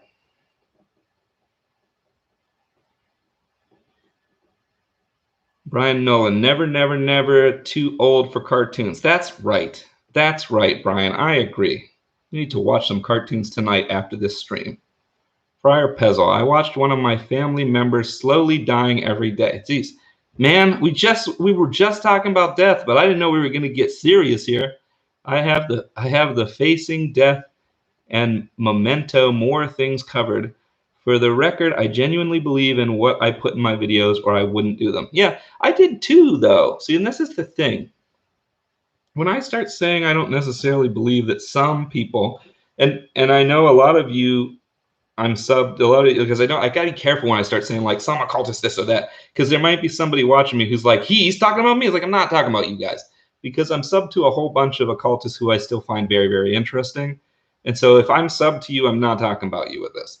I'm saying that there's a lot of people that I've met who are definitely in this, but they're just a little off, and they're kind of doing their own thing. They're going in a kind of an ego boost, as opposed to, you guys will notice the people that I follow, yourselves included, that for those of you who practice and do YouTube, tend to be people who are interested in self-development, because that's what I'm interested in. The people that I've moved away from are the ones who are into like, I'm going to do this spell to get rich. I'm going to do that spell to do this. I'm going to do this spell to get someone to do this for me, or whatever. It's all this like control stuff. And then you'll watch and they'll be talking about how, oh man, this person tried to hurt me this way, or I had an imperfect thing happen here, or whatever over there. And you're like, dude, if you got all this magical ability to just do whatever the hell comes to mind and have every spirit under your control, why is your life so effed up? You know what I mean? You got to take a moment sometimes and be like, yeah, I don't think so, man. But then I watch some people, and I got to call you out right now, like Sunkissed Queen, who talks about it from a different point of view. That's like, you have a path that you're here for. You're on a journey. There's spirits that are guiding you to your path. And if you're doing things in accordance with that, then it'll come to pass. If you're trying to branch off of that and you don't do the work required to move your path in that direction, it won't happen. And that type of idea, I'm like, yeah, I could still get behind that. I don't know a way to prove it one way or another. I can't be like, that's it. But that matches my experiences when I was in the occult. Whereas this, like, you can just do anything you think of if you conjure up the right spell, is not how it ever worked for me. So when I hear that stuff, I'm just like, yeah, I hear you. That's not how it worked for me, man. So I'm still interested in this kind of more nuanced occultism that I find on a lot of the channels that I'm sub to, and a lot of the people here that are into the occult are into, because I don't know that the occult is not correct in certain ways, and I'm interested whenever it's still something that could be the way things worked for me. And so I'm still out there watching you. Ooh.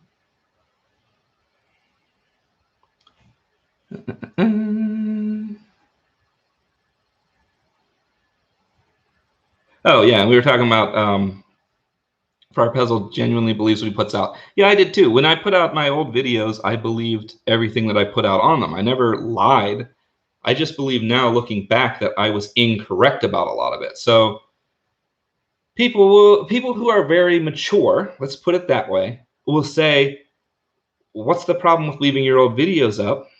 There's still good and bad in there, and I, as a mature, intelligent, rational person, can watch the video and assume that you've got some right and some wrong, like any other human who's in the midst of trying out different things. Like, that's cool, but you're not every other human, trust me. There's a lot of people who just see one of these things and they're like, you got some kind of divine knowledge. And that's why I pulled it off of YouTube, because there's too many people that look at it like a pastor or a preacher where they think it's direct from God, knowledge has come to you, and you're spewing it to them, and there's nothing that can go wrong if they just follow your every word. And that type of thing frightens me. But so when we talk about something happened in the occult that frightened me, that did frighten me. The way that some people, and again, not anybody who's willing to stay subscribed to my new channel, that's for sure, but the way that some people would just hold on to some of the things I said, like gospel, as if it was word from on high, and the way that it got some of them in trouble, like I've talked about on here before. I've had a couple of people who ended up in mental institutions and claimed it was because they tried things I said. That type of thing made me feel like it would be irresponsible for me to leave my material up now that I no longer agree with the old material, and that's why I was taking it down. So I get how it angered a lot of people, and I get how if you're one of these mature types that can just like handle it, that yeah, obviously you're like, dude, what the hell? Don't treat us like kids. Problem is there's actual kids on YouTube. So it was more like there's no restrictions here that I can make sure that you guys are getting it. So now there's the Patreon, which hopefully at least kind of restricts it to the point where it's like, all right, it's going to be adults who can put in a credit card or something at least that kind of blocks a certain level of watching, and it's going to be people who actually want to see it. They've got to be looking specifically for my videos to get it now, because you can't just like search it in a quick YouTube search and find it. So it blocks that possibility in my view, which is why it's behind the paywall on Patreon. I feel a little bit annoyed about having to stick it behind a paywall that way, but it's the only way I can think of to make myself feel comfortable releasing it, if that makes sense. And that's the reason. So that if we want to get into the something might have scared me in the occult, that is what scared me, was this idea that the stuff that I'm putting out there for people to try is screwing people up who aren't mature enough to handle it. So did I leave YouTube because I got scared by something in the cult? Yeah, I did. I came back because I felt like I could talk about things in a relaxed enough way that it wasn't going to screw anyone up. So I finally felt confident enough to come back for that. And when I did, I did. All right, that got too serious for me. Let's hope that there's some funnier stuff. Oh, now we're caught up to, geez, this has been like a half hour for me to catch up to where Sunkissed Queen laughed at me watching cartoon porn. Am I this far behind? Milton Knowles, the Insane Witch King. Oh no, I am going to die, and that means that I may or may not have an afterlife, and my religion doesn't miss you really will out and wait. Afterlife, and my religion doesn't miss you really will out in afterlife, but really doesn't say there is one. Oh no, yeah, exactly. Honestly, if I was to go with what I feel, I don't like to use that term because what does that really count for? But if I was going to go with what I feel more kind of like when you die, you return to this kind of like everythingness. I don't know what else to call it.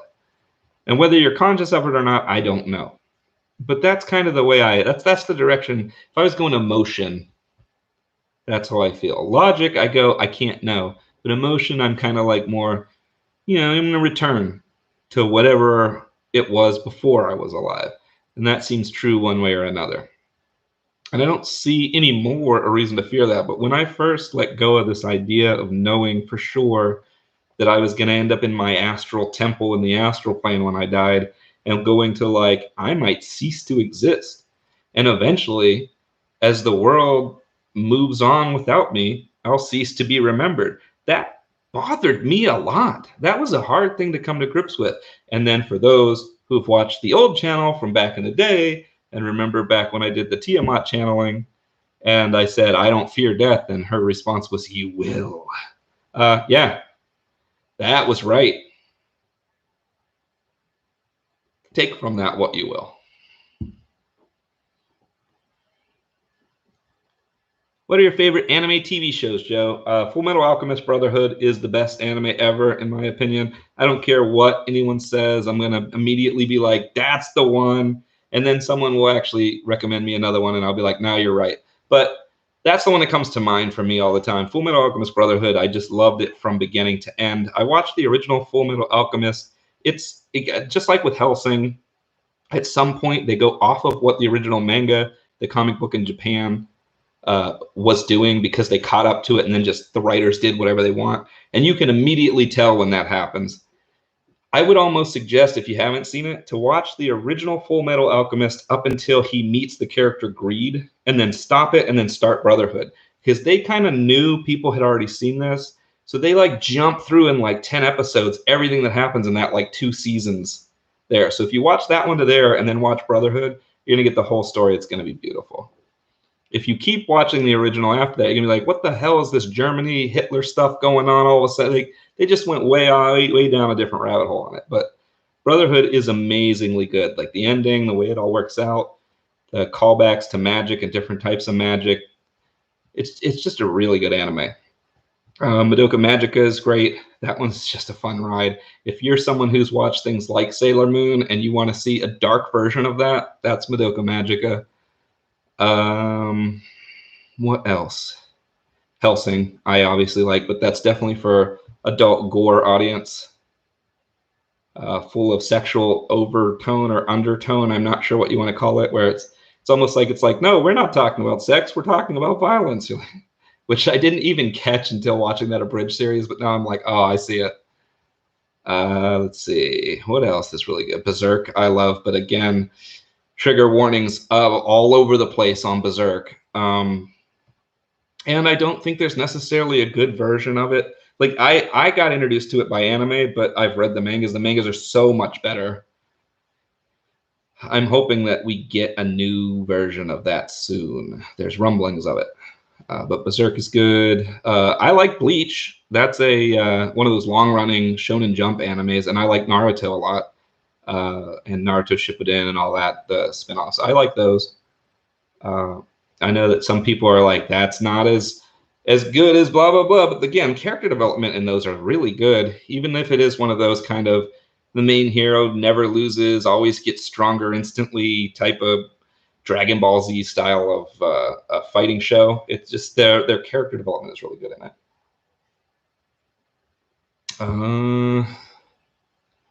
Sure, I'm missing something highly important. I watched Goblin Slayer lately. I liked it, but again, I don't know I'd recommend that to everyone without a heavy dose of trigger warning. Yeah. There's a lot of things I watched that I'm like, I could not share this with my son. I like the first season of Tokyo Ghoul. I wish the second season was as good as the first season, because I was really psyched about where it was going. But since it wasn't, I'm almost not even interested in recommending the first season. Oh, Inuyasha, that's a great series. Love Inuyasha. I think I've named enough. Thrown enough out there that if you haven't seen them. I like Seven Deadly Sins also. It took a few episodes to get into that. It's on Netflix. It took a few episodes to get into it, but once I got into it, I liked it. Although it's got a lot of the cringy anime stuff everybody's come to love. There's a lot of the way that the male characters treat the female characters and things. You have to deal with that a lot in anime. I'm like, all right, guys, we're definitely at a different point in the culture, or maybe not. Maybe it's just who I'm used to hanging around. I don't know. But it's funny, but then I'm like, oh, sometimes I'm like, oh, don't let someone see me watching this. And then other times I'm like, whatever, it's funny enough to make fun of Mego. So I don't know. I'm kind of at war with myself on that one. Am I too PC or not PC enough? I can never quite figure it out. Sunkissed Queen says, Friar Pezzle, I know there are some who really believe what they say. I just don't think most people do. I agree with that. I think there's a lot of people who get into these occult channels, and as they get further in, they get the money bug. I think they start to have a lot of programs, and they start to have merch and shirts and other stuff. And then there comes a point where they have the same type of epiphanies that I and other occultists do. And I'm not saying that epiphany is to leave occultism, because I think for some, it's to take a more shamanistic or a more spiritual path, a less indulgent kind of form. I think it just changes into a different path in some way. But if your income is tied to it, there's a big struggle to move past that. And I think a lot of people that are in the very heavy services that are charged, t-shirts,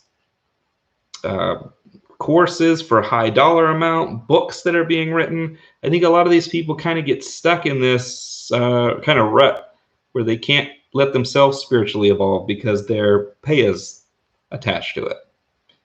And you can use your own intuition to figure out what people I'm talking about. Supernome 369, that was my next question. The favorite animes, yes. Message redacted. Yes, Milton Knowles, I see what you're doing.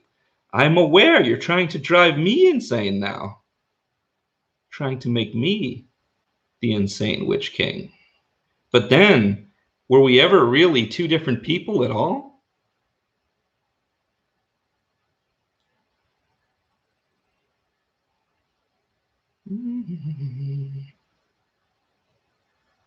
Oh, so I got bounced again on the thing, but when I went back, I saw another thing. So Sunkissed Queen said earlier, now I think you had an actual experience. And I know that I kind of did the first reaction to it as like, okay, but you know, here's the thing about existentialism. I meant to say more. So I think what Sunkissed Queen is saying here, though, is actually that she thinks that some of my experiences in the past were actual. And I think so too. I just don't know which ones, and I don't know in what way.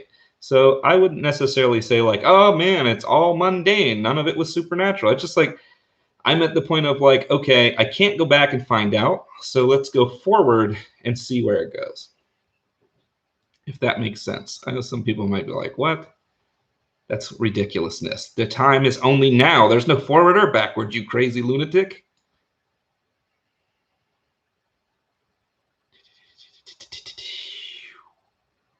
Jan, old Star Wars books. I love, love, love the Admiral Thrawn novels. Yes, another good series that somehow was taken out of canon, replaced with new adapted Thrawn novels that I haven't read the new ones, but that I've heard are not as good. Although they're written by the same person, I think. So that's cool, at least, that they're giving the original author, props, money. Friar Pezzle, Sunkissed Queen, I think most people aren't even sure what they do and don't believe. Yeah, I agree with that. But that doesn't stop them from making videos, apparently. It doesn't stop me. I did a whole video on tissues. And the question was, where the hell did tissues come from? I did no research. I just ranted for like 15 minutes on tissues. Immediately, somebody, I can't remember who, might have been Rel, maybe not. I think it was Rel. But if it wasn't, then I'm sorry, whoever I confused. Immediately said, what about the handkerchief? It's like, obviously the origin. As soon as I heard it, I was like, yeah, obviously the origin of the Kleenex was the handkerchief. And everyone's probably like, oh, you were just trying to be silly. But I was like, I literally didn't think of the handkerchief somehow. I'm like, yep, I could have spent 5 minutes researching it and I would have known the real answer. But no, I just went off on a tirade because it seemed like a funny thing to make a video about. And, it was. So I have no regrets. But yeah, most people who make videos they're just speaking out of their ass and they're saying stuff people want to hear. At least I'm trying to do it to entertain. But when people try to do it to inform, that's kind of questionable sometimes.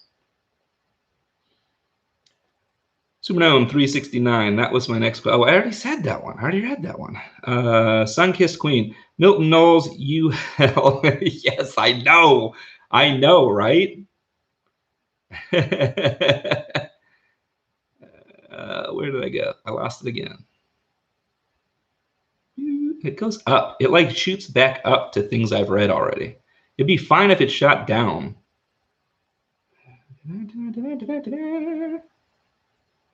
Ooh, Milton started actually talking again instead of just retracting his comments. Friar Pezzle, have you ever heard the story of Darth Plagueis the Wise? I have. That's what we were talking about. Rel, I think it bothers me that some people got entrenched in the personal philosophy, whatever that is, and they are unwilling to change based on new information. Right. And I was one of those people too, whether it was obvious or not. I mean, I was changing probably pretty rapidly whenever I was on YouTube, but a lot of my early YouTube was based on stuff I had been doing for years. And I was like kind of really hardcore into that. But being on YouTube is actually what changed it, because I met a bunch of the community and they would suggest new things and new ways to think of things. And that allowed me to kind of like experiment with a whole bunch of stuff I had never even thought to try before. And then that led me to my changes and shifts and everything that happened along the way. So I think that being part of the YouTube community was pivotal for me. And sometimes I feel bad about just pulling all the YouTube stuff because I feel like the community helped me so much. Then I was just like, I'm out. But I didn't, again, I don't know what else to do with that. So hopefully being back is good. Although my why I left the occult video that's up has thousands of views because everyone from the old community seems to have watched it, but a lot of them just left pissed off comments on it. So I might have burned a few bridges on accident with the way I made that video. Not sure. Milton Knowles, Sunkissed Queen, you're a member from a different royal family. I hope our kingdoms are not at war.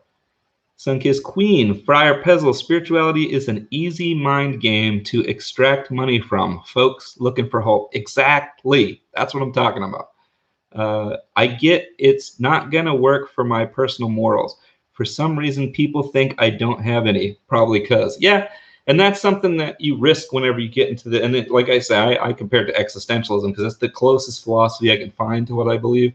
But when you get into that point where you have that recognition that, like, the morals are kind of something that we have made up, and that any kind of spirituality would have to be, in a sense, separate from that, it makes other people think you're cold, and you're not. You're just recognizing that. I kind of like, it's another reason I like kind of like the Lovecraftian Cthulhu stories where the gods just don't give a shit about you. I find that more realistic than a lot of stories of gods and things. And I find that in my own experiences, even though everything I ever worked with was toward my own, what I guess some people would call ascent, that still there was a large degree of like, if you want to do this, here's your thing. Now go and do it yourself. I didn't get a lot of this like, oh, everything's serving you type of sense. It just didn't work that way for me. Maybe it's different for different people.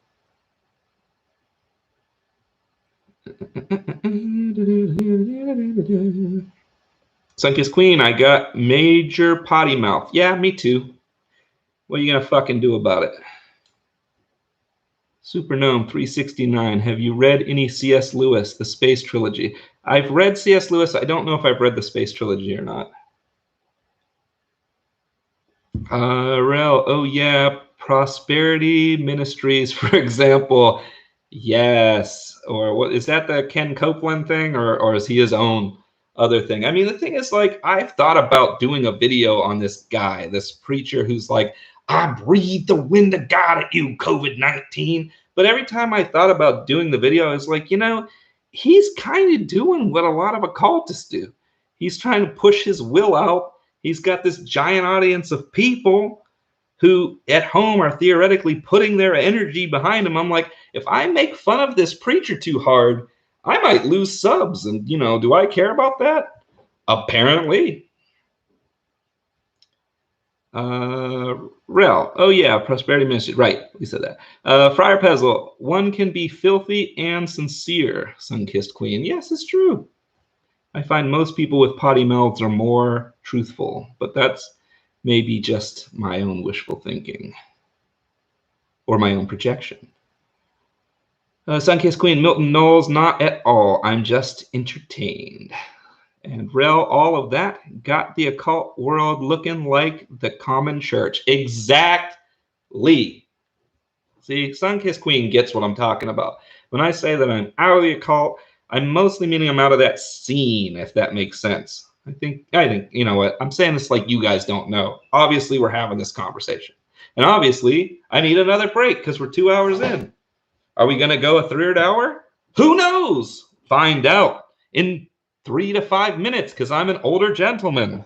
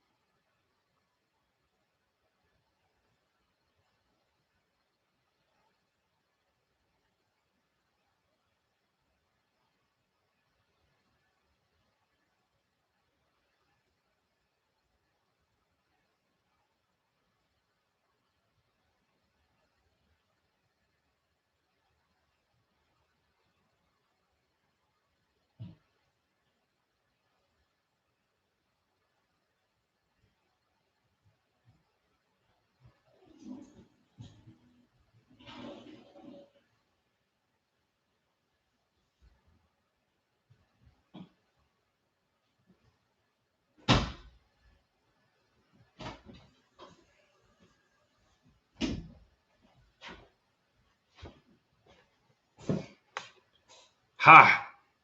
I hear you guys silently judging me. He has to pee once an hour because he's an old man. Well, I tell you this, I can't just take my phone in the bathroom while I'm writing to the chat like other folks on here can, so I have to announce my pee breaks. Yeah, I called you out, whoever it is. You know who you are. I am way behind this chat. Will I ever catch up? Find out or not, depending on if you've already left, because I wouldn't know yet because I haven't caught up. How late are we? It's 1 o'clock here. It's totally different times other people. I don't know what time it is for Milton Knowles. Probably the morning.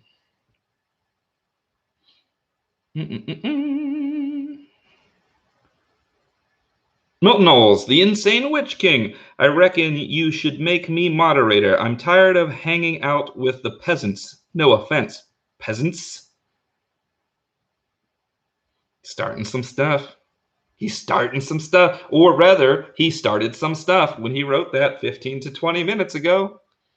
I will catch up. It is my duty. Sunkissed Queen, Friar Pezzle, exactly. That's why I make sure I cuss everyone out. Right. Friar Pezzle calls himself a peasant? Jan Perez, the hair or lack thereof and the beard suits you, Joe. I do ya. Again. No need to change anything. Why, thank you. Friar Pezzle. Billy Brujo was really great, very funny. He was impatient about his lack of YouTube growth, I think. Then he had haters pile on about his girlfriend, who is also really cool, and he quit over it. Oh, see, YouTube, I think, affects a lot of this because it is not.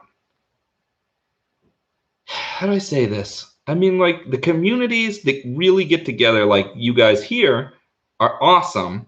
But then as you get to be someone with a whole bunch of subscribers, you get all these other folks that come in that are just trolling and hitting you with negativity and whatever. And you can get used to that, but you can also have it like really tear you down.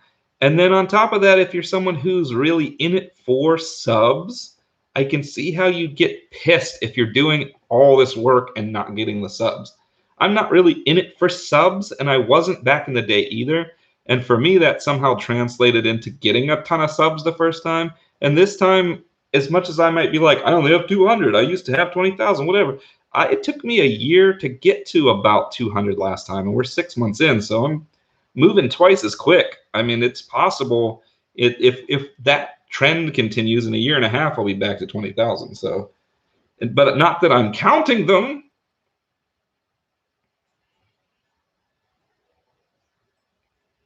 Or am I? Sunkissed Queen. Milton Knowles. There are many peasants that follow. I'm actually more tame on my spiritual channel, on my first channel. A whole fool I make a video over there when I want to say all kinds of bad things. Yep. Rel.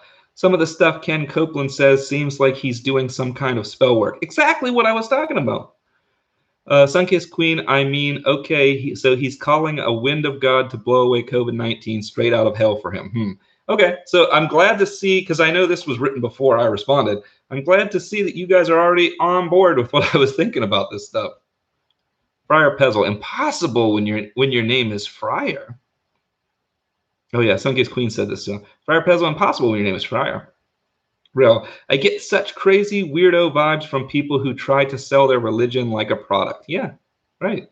And the thing is, certain occultists give me that vibe as well. And that's sort of what I'm talking about. When I say like I'm not in that scene, what I mean is I feel like I had gotten, I know I didn't get to that point, but I felt like I noticed myself getting close to it with the Grand Infinity. There were a couple of times I was like, oh. And once I saw it, I couldn't unsee it, if that makes sense. I feel like other people, they see it and then they go, money opportunity. But I saw it and was like, okay, all right, here's the crossroads that I don't want to pass. No, thank you. Tuck party. Hey, ain't no party like a tuck party.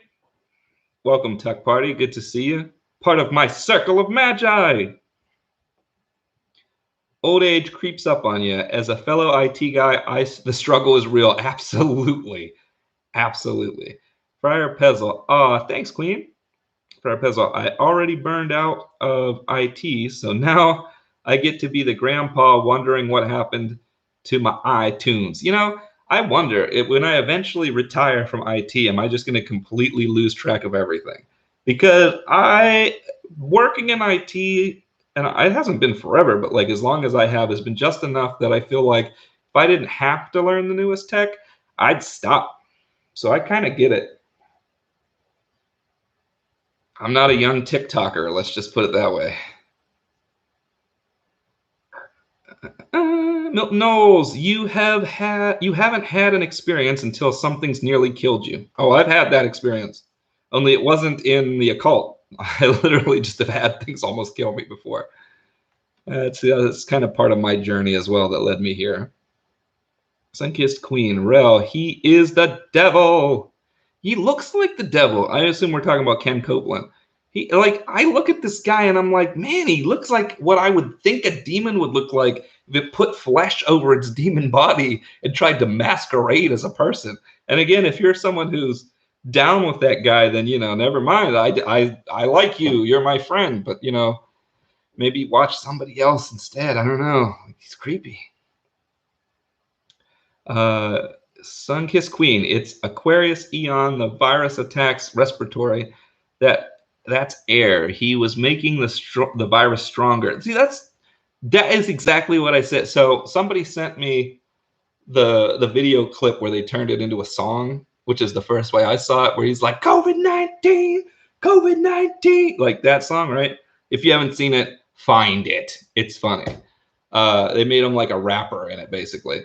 So I watched the COVID-19 thing and I was like, what's the real thing? I was like, this is ridiculous. So I went and found the real one and was like, holy shit, it's even more ridiculous. But my son is there while I'm watching this. And he's like, what did he do? He blew at the virus? I was like, yeah, he just blew the virus all over everybody because it's the exact opposite of what you want to do. You're going to blow out the virus? Like, what are you doing? And so my son thinks it's hilarious. So he wants to listen to the video all the time. And he's like, and then at the end, he blows the virus on you. And I'm like, okay, that's what he took from it. So, there's just no accounting for some things. I don't know. I'm speechless with this guy. I'm going to watch what I say. Let's just put it that way. His Queen says he looks like he came from the pits of hell. Exactly. We're on the same wavelength tonight. Rail, Sunkissed Queen, I'm glad it's not just me who thinks that. Laughing my ass off. Right. Yes, exactly. Brian Nolan, near-death experience. What somebody experiences after they died and was brought back after being dead for any certain time. So you always have, again, a grain of salt, though. Did they actually experience death, or did they experience a brain chemistry that occurred during death? Or were they in a hospital bed and got a ton of morphine? Or like, what was happening to them? How does the brain work? We just don't know. We don't know. It's interesting, though. Don't get me wrong. I will take people's stories. And I think I said this on my Patreon before. Like, to me, people's stories are interesting because of what they say about the people. So I don't necessarily have to believe that their ideas about what it mean are right for the story to be extremely interesting to me and have meaning and value. I'll take it in, and then later if I find things that make me think, oh man, that's right, then I have this in the back and I've got all this backup. So, I don't completely discredit anything. There's some things like blowing the wind of God on the virus that I might just completely discredit that. Sunkissed Queen, Milton Knowles, how about being fully conscious and not being able to see anything about the physical world, seeing whatever realm you're in and knowing your body's still moving in the natural? That sounds frightening to me. That actually does sound scary. And I can picture that. That's some straight up like, what is it, Hunter Reckoning type of stuff. Happy New Moon! Welcome, custom made incense. Milton Knowles, the Insane Witch King. The real answer is nobody knows. Did you watch my video on the shadow? I don't think I've seen that one yet either. I've tended to watch mostly the COVID-19 day-to-day videos. I have a bunch of them though. Like basically everything that's been posted is I've either watched it or it's on my watch list. So eventually I will have watched them all, but I definitely haven't watched all of your videos yet because I immediately click the days with a number ones and watch those. And then a lot of the occult ones are there, but I haven't watched them yet. So they will get watched. I've seen some of them. I can't remember which ones. I don't think I've seen the one on the shadow yet. Tech Party. At this point, I just want to find younger folks with aptitude so I can fast track them to a higher level. Technology changes quick, but there's a ton of practical knowledge that school doesn't teach. Yeah, that's true. And some people just like get it and some people don't. Rel, I think it would be cool to turn back into stardust and become a part of everything again when my molecules decay. Yeah. Pardon me. I need a separate drink for a second.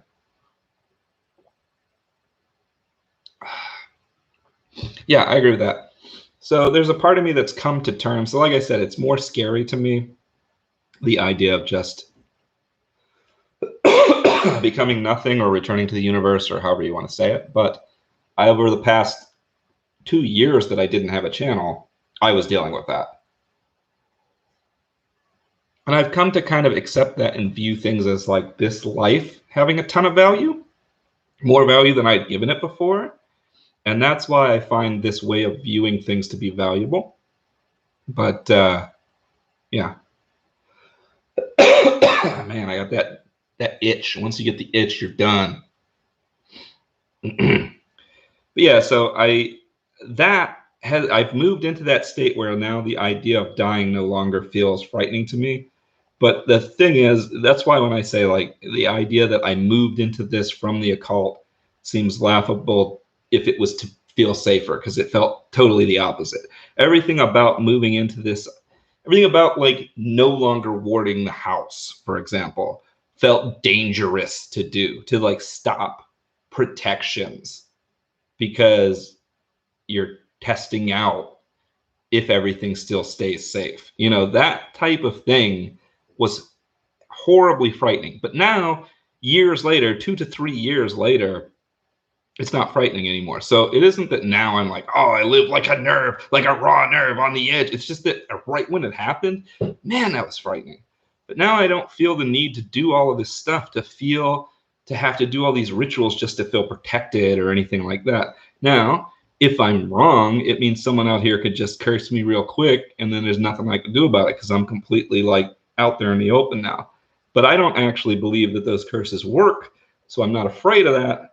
But maybe if you go into the occult like way of looking at it, maybe the fact that I don't feel like I can be bothered by them is why I can't be bothered by them. But you know what? I don't want to go down this rabbit hole right now. Although I'm willing to go down that rabbit hole.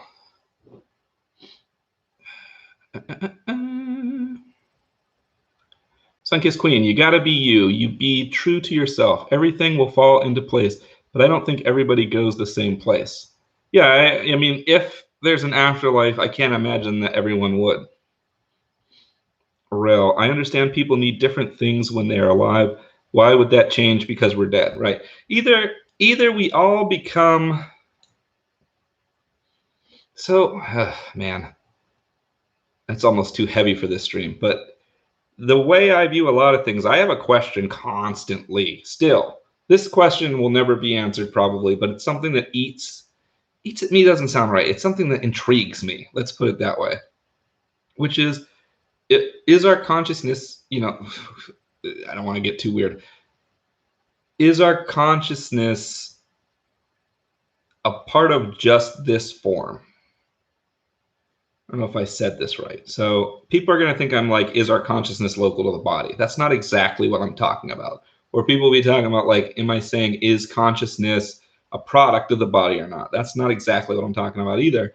What I mean is the part of you that's conscious that is you, that you think is you, actually the thing that remembers everything you remember, or does it remember it because your brain has all those memories? In other words, is the consciousness that's me also you, but when it's in this spot, it has my memories, and when it's in yours, it has yours, and in between, it has neither. In other words, when you die, the part of you that's a thinking conscious thing, does it go away, or does it just continue and it's always been there and always will be there, and it's more like something that you're just breathing in and it's running through this body? I don't know, but my point is that I'm not even necessarily convinced that the thing that we are looking through these eyes is anything related to what we think it is. So, you know, somebody smoking a doobie right now is going to be like, oh my God. I probably didn't say anything that profound. Understand. Rel says, I understand people need to, right, we said that. Jan Perez, Joe, do you still catch yourself examining and rationalizing things from occult filter all the time? Yeah. Yeah, I still use a ton of occult language in everything I say too. Definitely. Milton Knowles, the Insane Witch King, Sun-Kissed Queen, natural world. That implies there's an unnatural world. There is only one world. It's just this more in my opinion, than most people give it credit for. I would agree with that, even from a non-occult viewpoint. I mean, just look at a radio wave, man. We got waves going through freaking air that we can't see, that you can dial a machine and hear. There's stuff that we don't perceive that's out there, one way or another. Occult or non, that is true.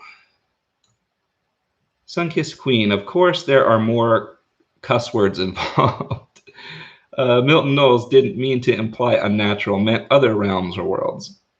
Then Milton Knowles, message retracted. You're still trying to get me. I'm on to you now, though, Milton. It's like water off of a duck's back now. Sun-Kissed Queen, Milton Knowles, Sun-Kissed Queen, I just knew I could get a bite, and I know I just like pulling the piss sometimes. It means you've made a good impression on me. Yeah, that's true. That's how me and all my friends are too. Tend to just like to tease each other and push each other's beliefs, but it helps you to figure out what you really believe, right? Sun-Kissed Queen, Milton Knowles, cool beans. I don't mind, laugh out loud. Cool beans. I haven't heard that in a while, but I'm glad to hear it. That's a classic that should never go out of style. Sun-Kissed Queen, fuck that, make them pay. Exactly, so make them pay.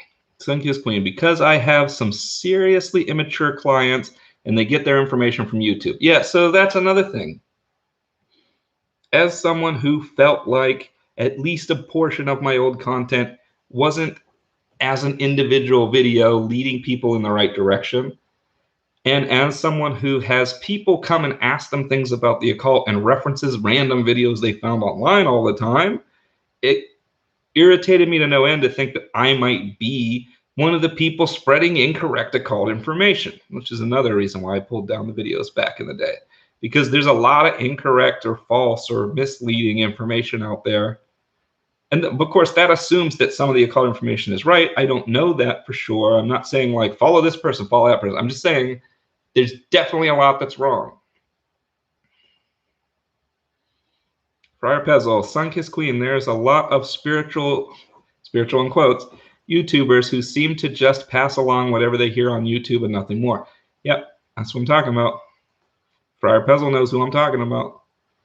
Milton Knowles, the Insane Witch King. The idea of reincarnation has always bothered me. If you can't remember your previous lives, that means you probably died and you've just been recycled. So yeah, my thought is like, if you can't remember the previous life, is it really yours? Like, is it your past life at that point? Or is it just a past life? And at that point, it's just history.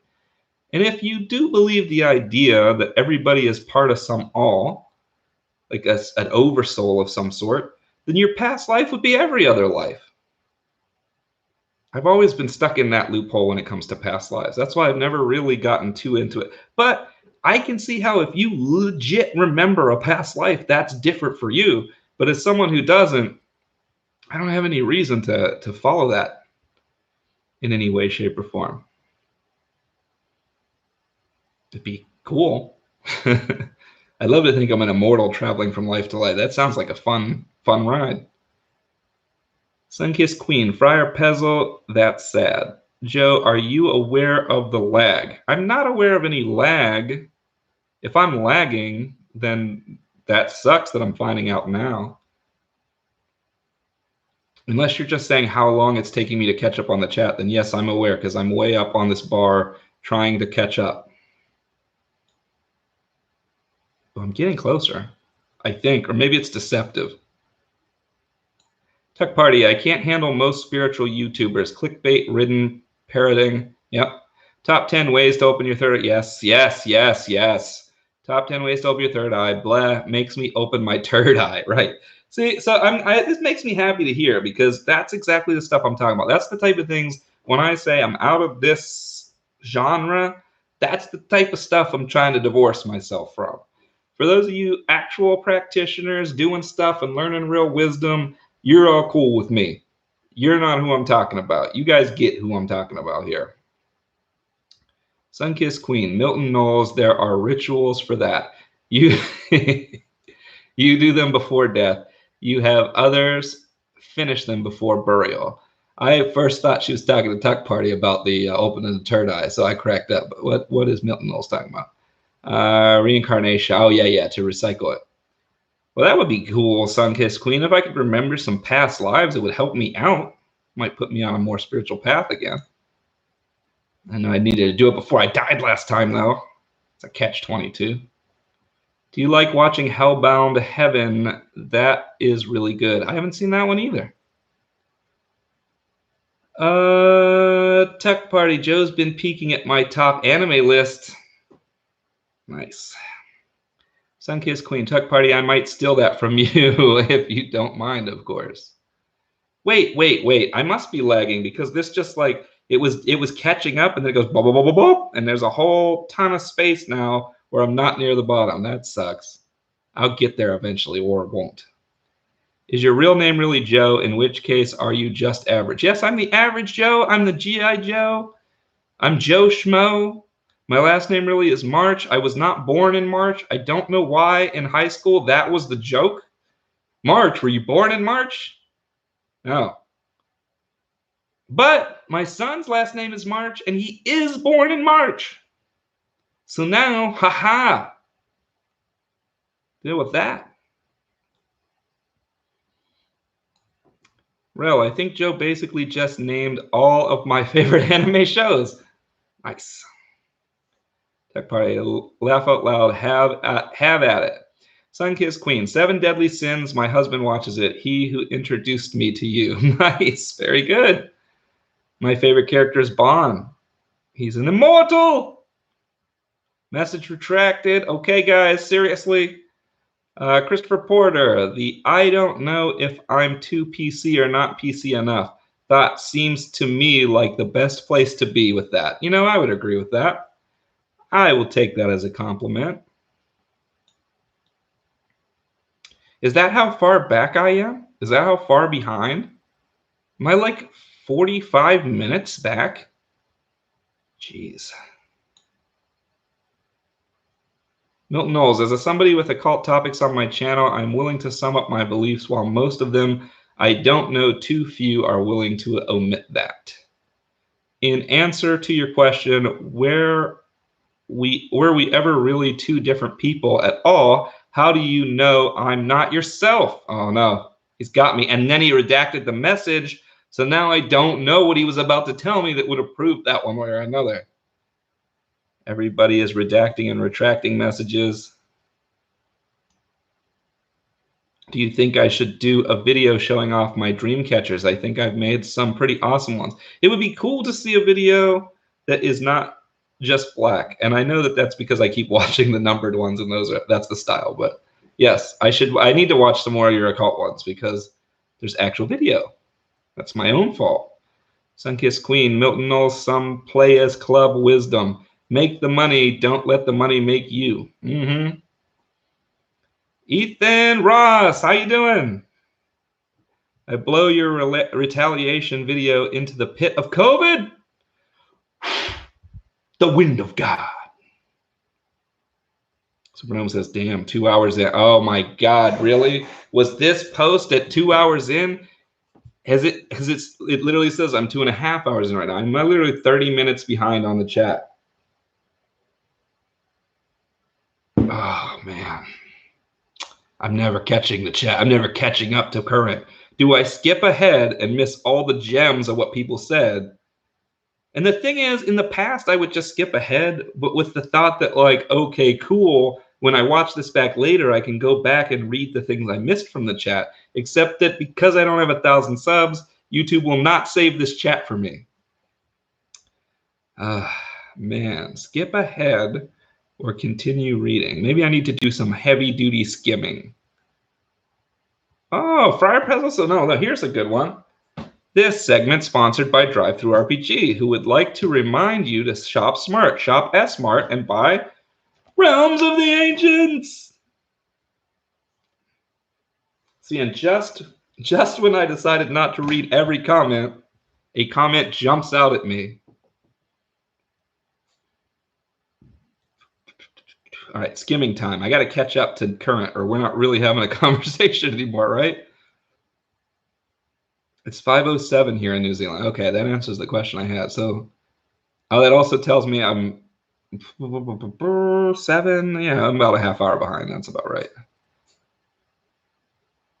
Yes, the remix was very catchy. Agreed.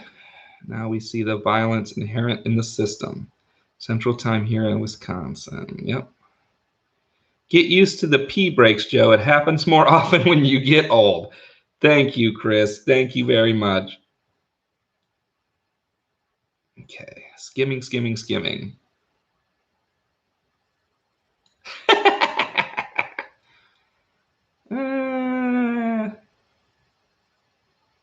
Yeah, I agree with you, Milton Knowles. He says, if I was impatient about my YouTube growth, I would have already committed. I mean, it's been negative the last 7 days. Nobody likes it when I go serious on any level. Yeah, I know that feeling. If you watch it too closely, it's maddening. Supernome says, I like it.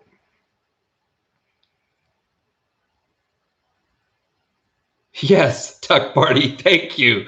Joe nervously refreshes the sub counter, beads of sweat running down his forehead with every click. Absolutely. I cannot catch up. Oh, man. Milton is not popular with his newfound popularity. Friar Pezzle says he likes how he gains subs when he stops making videos. I saw that too. I went on hiatus on the old channel and my sub count jumped up higher than ever before. I think it's some kind of YouTube algorithm or something to pull you back in.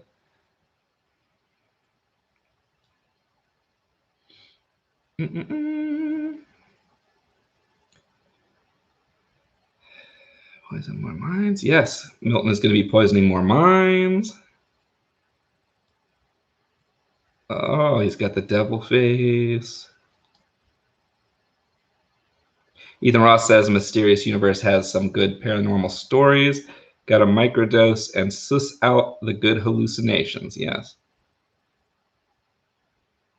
I wouldn't mind trying some DMT. Oh, no, we're getting into stuff that I can't talk about too heavily on YouTube. It's a good time to skim toward the bottom. Ethan Ross. Oh, man. Yeah, I found Sylvia. Yep. No comment. Well, I drink my regular soda. Regular soda.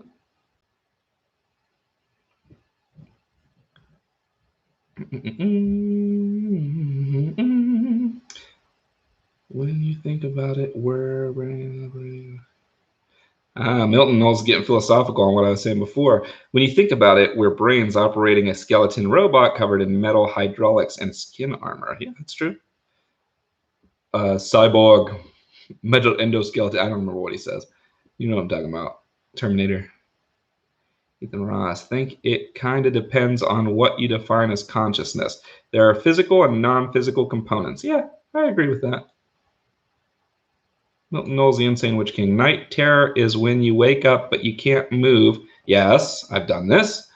Mine is caused by insomnia. If you're fully awake and heavily hallucinating, it's terrifying even when you get used to it. Yeah, I've had that. I've had the whole sleep paralysis thing where you wake up and you see something at the foot of your bed. It's pretty messed up, but I'm just not convinced that I actually saw something and it wasn't a half dream. So I don't jump into the immediate view of like, oh man, I was visited by a such and such. I know the experience. Don't get me wrong. It's not fun.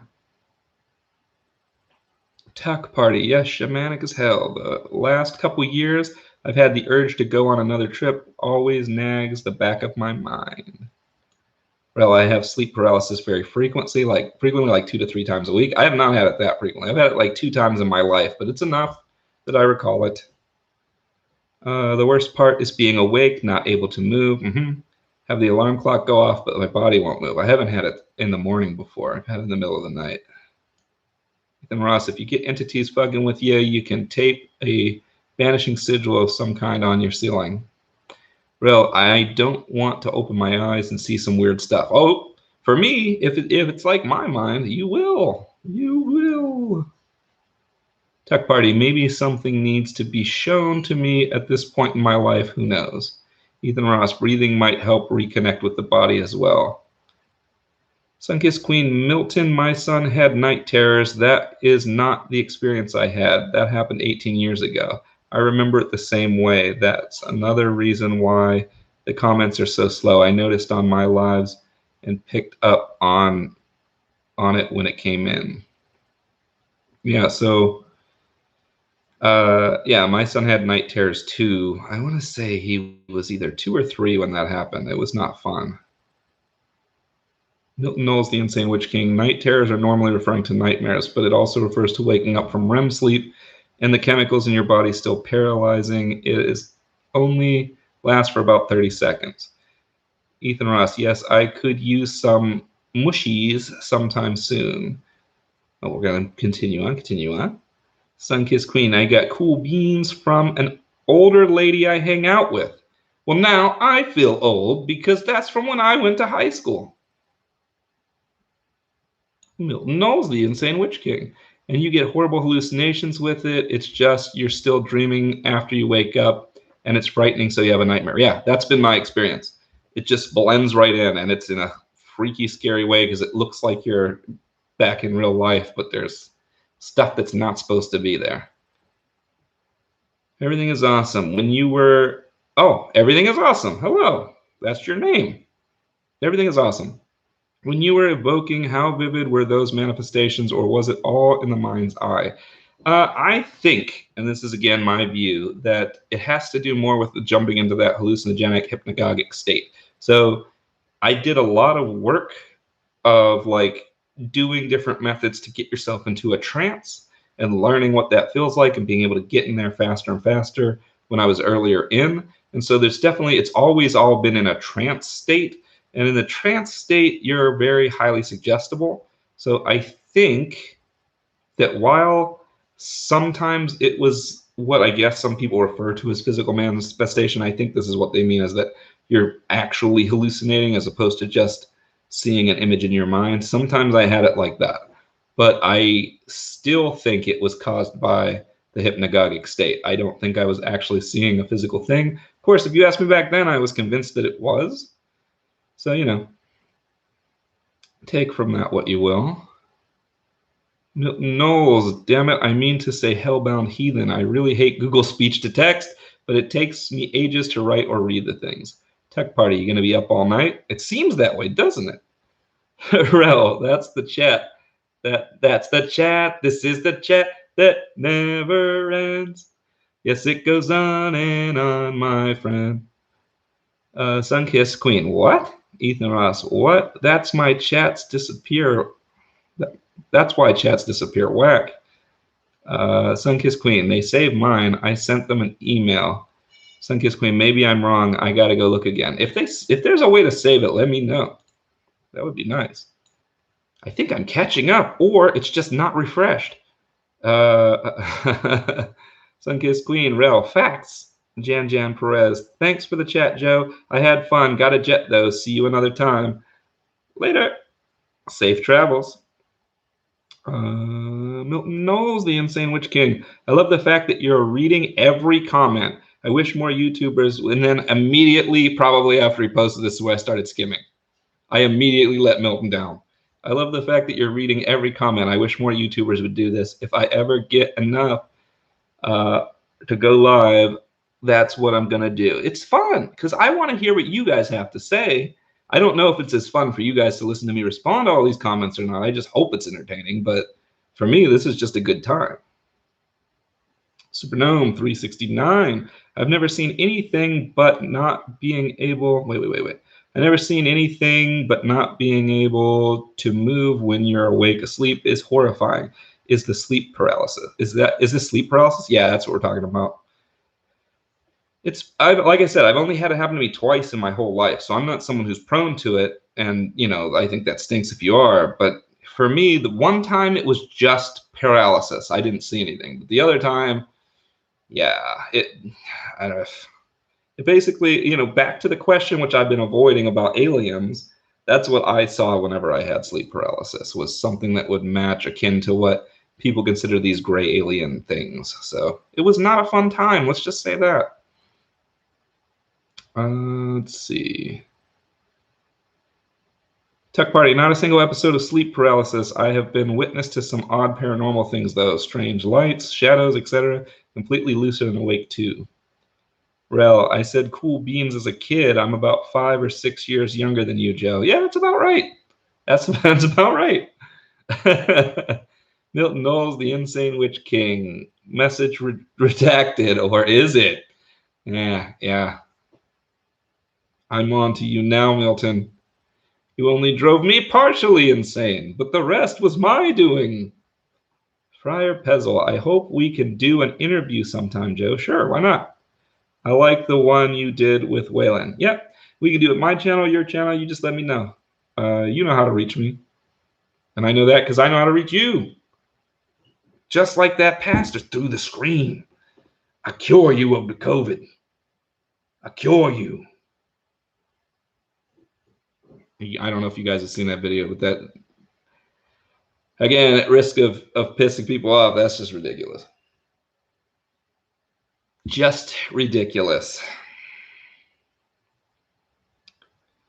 Ethan Ross, message retradicted. Yes. Everyone has done it at least once. Sunkissed Queen. It's very entertaining if you're participating in the chat. That's what I always find about live streams too, especially with occult live streams, is that I get a lot of people in the chat that I'm just interested in talking to. And so sometimes I'll even miss what the person is talking about. I just love the chat. So that's part of the fun of doing these too, is just like letting the community talk to each other. So I'm just trying my best to be involved in that. Milton Knowles, when you see somebody you're attracted to and you're at the pub with some friends, do you say giggity giggity? If so, there's a television character modeled after you. Giggity giggity goo. Friar Pezzle, the Grand Infinity cured me. You've been cured! Which means I'm caught up finally. You've been cured. You've been curing the COVID. Supernome 369. How often will you be live streaming? That's a good question. And I will be, maybe that's a good poll question for my patrons, which will help Supernome have something to know about that, but may not help everybody watching. But it's a good question for my patrons. Maybe I should do a poll, see if this is something that everybody enjoys and wants more of or not, because it's definitely fun for me. And it's easier. Well, it takes more time, obviously, if I do it for however long. This says it's been almost 3 hours. It takes more time, but it's not, I don't have to do any editing or anything, Videos can be a pain sometimes, but they're fun too in a different way. I think that's going to be a future poll. Let's just leave it at that for now. Sunkissed Queen, Friar Pezzle, right. We didn't come here for that. What did he say? Oh, the cure to get cured. You didn't come here to get me to blow away the corona with the wind of God? That's not what you're expecting? Oh, man. I thought I had the power supreme. I thought I was the sorcerer supreme up in here. No, I don't look enough like a demon to be that guy, I guess. Tech Party, redaction, not even once. Alpha Chad. Oh, calling you out. He's calling you out. Rel, Ken Copeland is a billionaire. Clearly, he is using the law of attraction. He's attracted money into his wallet, that's for sure. Ethan Ross, Grand Infinity, hashtag Grand Infinity Jesus Healer Extraordinaire. Right. Yeah. I would have made a lot more money if I did that. Brian Nolan, yes. Live stream once, maybe twice a month. Okay. That's a good request. Sunkissed Queen is laughing. Tech Party, hashtag Grand Infinity Beyond Christ Consciousness. You see, you guys know what I'm talking about. That's all I can say about that. You guys get it.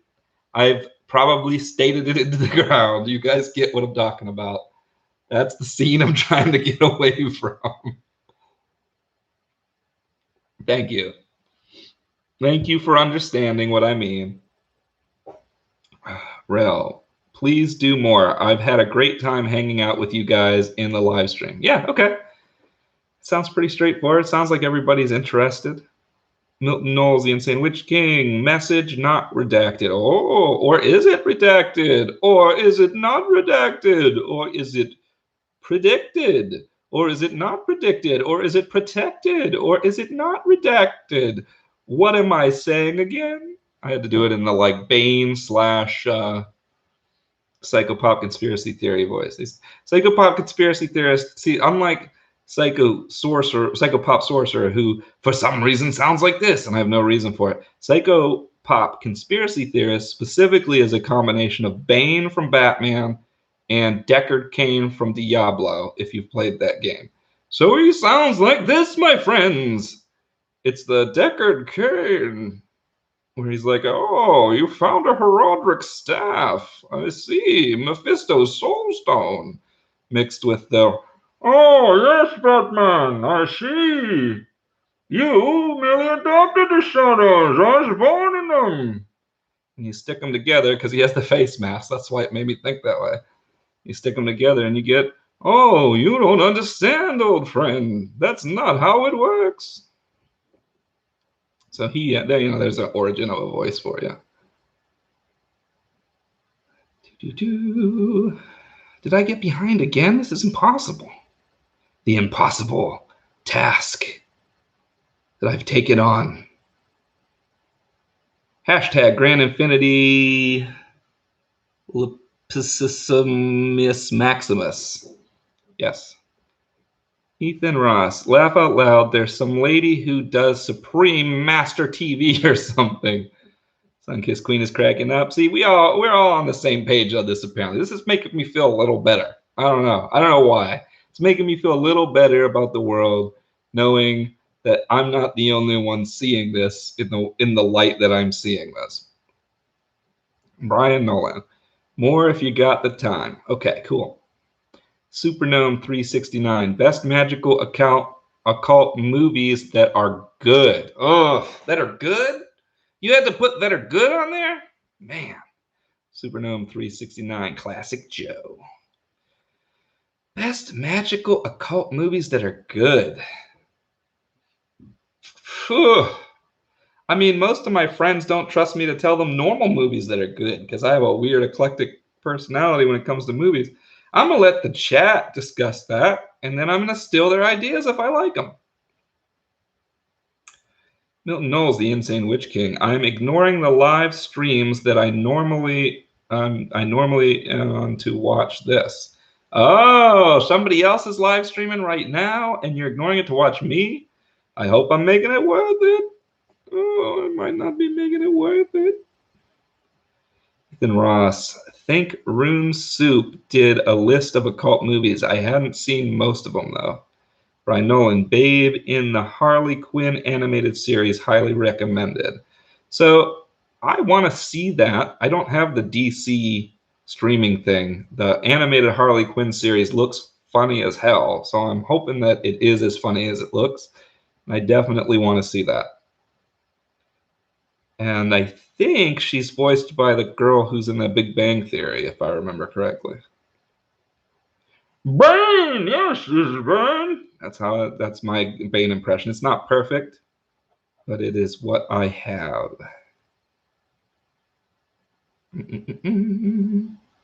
Super nomads or bad. Occult movies that are bad. Let's see. Even that I'm having trouble with for some reason. Occult movies that are bad or aren't bad. I don't know. I never really got too into the movie scene as far as the occult. Like, I probably found, like, you know what? One that I like a lot, which I don't necessarily consider an occult movie, is Hellraiser. I would say that has a lot of the like psychological stuff that I find fascinating, like kind of interwoven into it. And it's actually a decent movie in and of itself. It still holds up, I think, later. I also enjoy Hellraiser 2, although I could see why some people don't like it as much, but it has kind of more of the occulty overtones to it. So I would recommend those, but that's not really an occult movie. I don't know. Maybe it is. What do you think? Hellraiser 2? The Cenobites are pretty badass.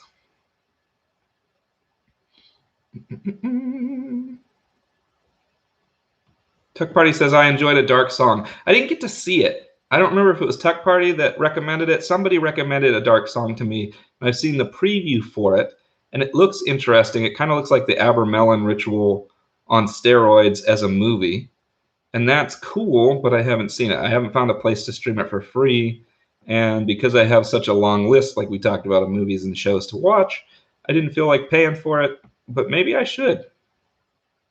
Keeps getting brought up. Superknown 369. Awake is a good one for me. Oh, Sunkissed Queen. Superknown 369. Wake is a good one for me. Short film by Bree Newsom. I haven't seen that either. Another thing to check out. Brian Nolan. Damn autocorrect doesn't know Bane for some reason and changed it to Babe.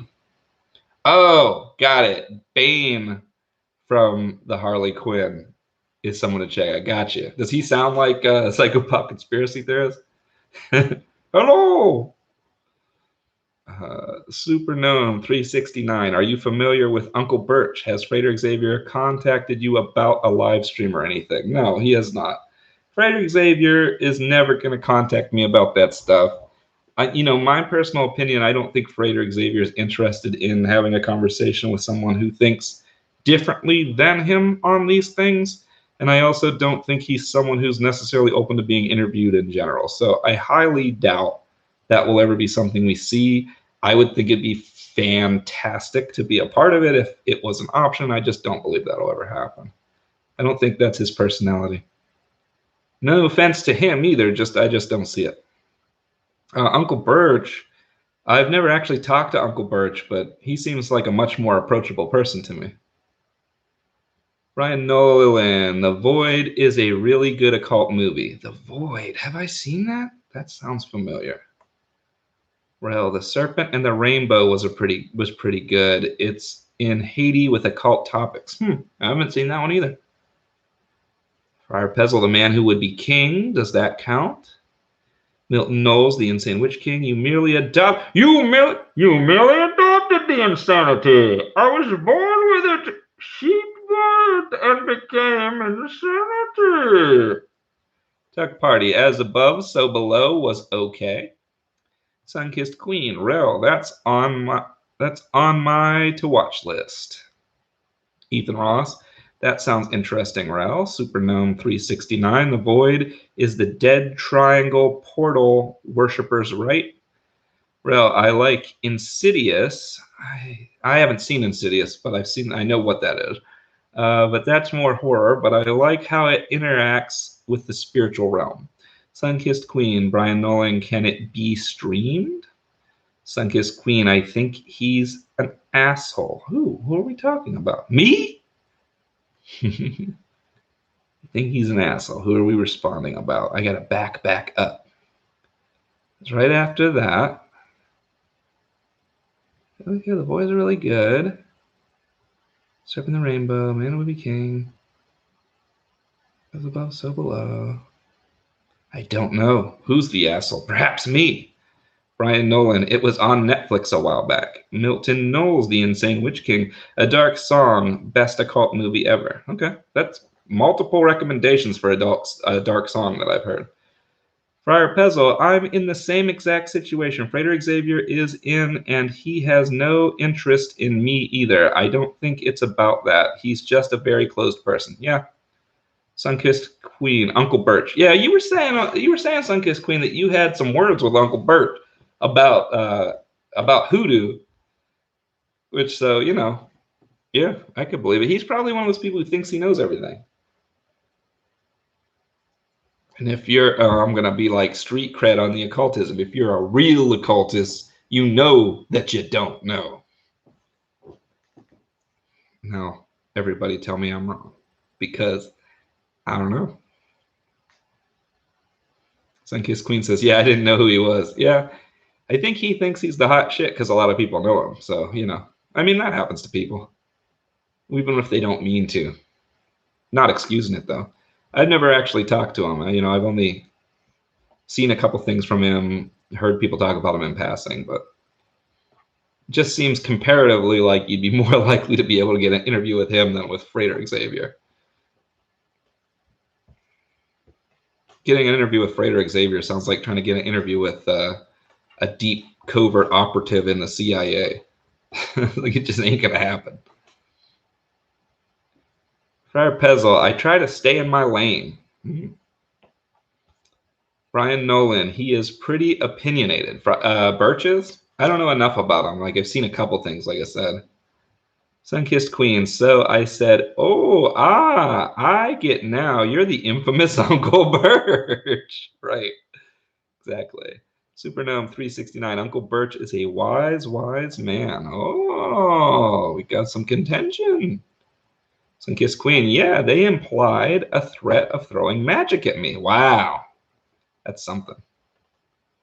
It's one of the things I've always thought about with Frater Xavier, how sometimes I'm like, yeah, I'm going to throw a little shade at Frater Xavier just to see if he mentions me. And it's like, okay, what if I'm wrong about all this stuff? What if all this, like, these curses don't actually work that I believe is wrong? And then I throw too much shade at Frater Xavier. I've had that thought before. I'm real into whiskey. I feel like if that turned out to be the case, though, it would just help me move onto a different path from that. So I'm like, all right, we'll see. Convince me otherwise, and then I'll move to the next thing. Maybe that's simplistic thinking, but we'll see. Cast your hexes.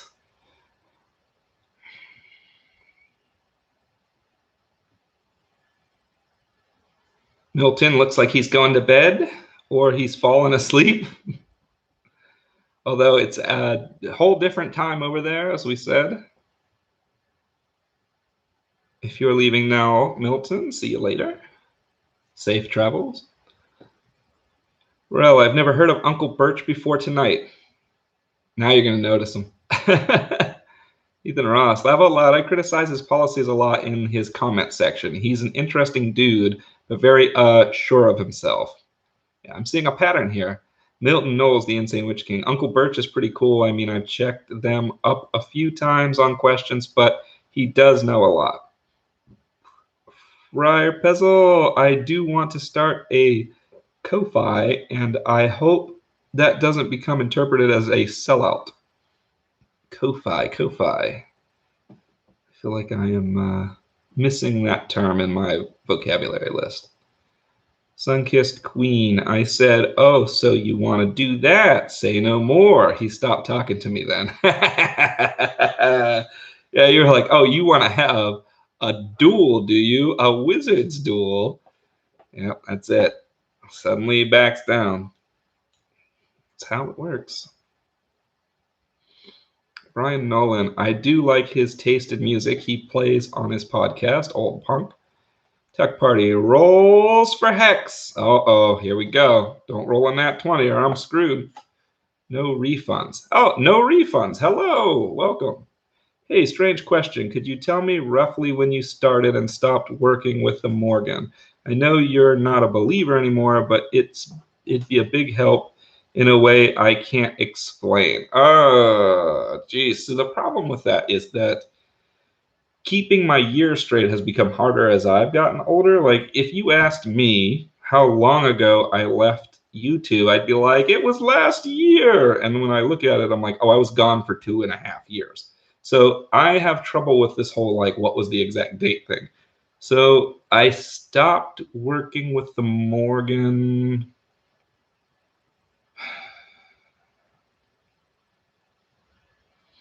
Probably, say, 4 months before the YouTube went off. And I started working with her like a year and a half into it. So I worked with her for like a year and a half, basically, or maybe just a year. But it was 2016. I want to say 2017 to 2018. 2019, 2020, 2019. Or is it 2016 to 2017? That's a good question.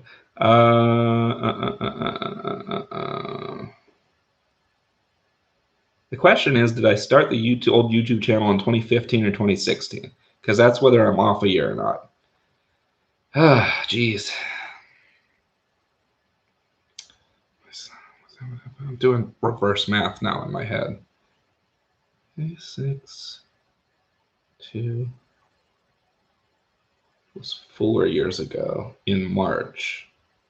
So 19, 18, 17, 16. 2016 in March is when I started my old channel.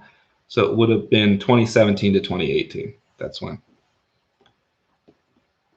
I don't know what you need that for, but hey, you know what? If you're being asked by something, now you know.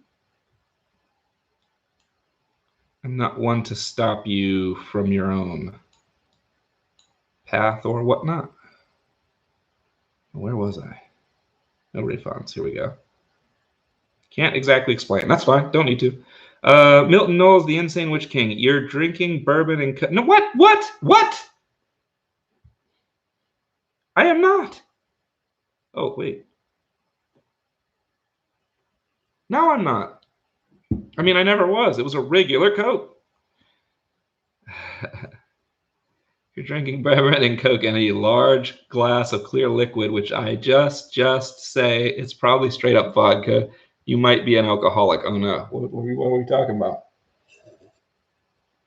Burns so good. What is Ko-fi? Oh, see, I'm not the only one who doesn't know. Small donation system, like $5. Oh yeah, that's no big deal. I mean, the thing is, you got to eat too, so I get that.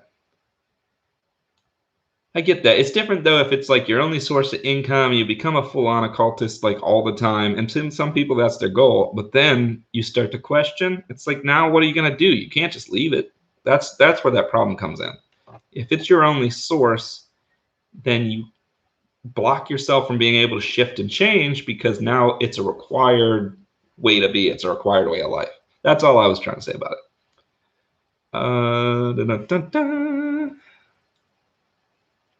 My Wi-Fi doesn't have Ko-Fi. Where do I get this?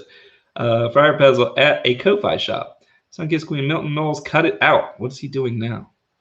Oh yeah, I see what he's talking about. He's got it right. I mean, no, this is water. Water. Take all your advice from an alcoholic wizard.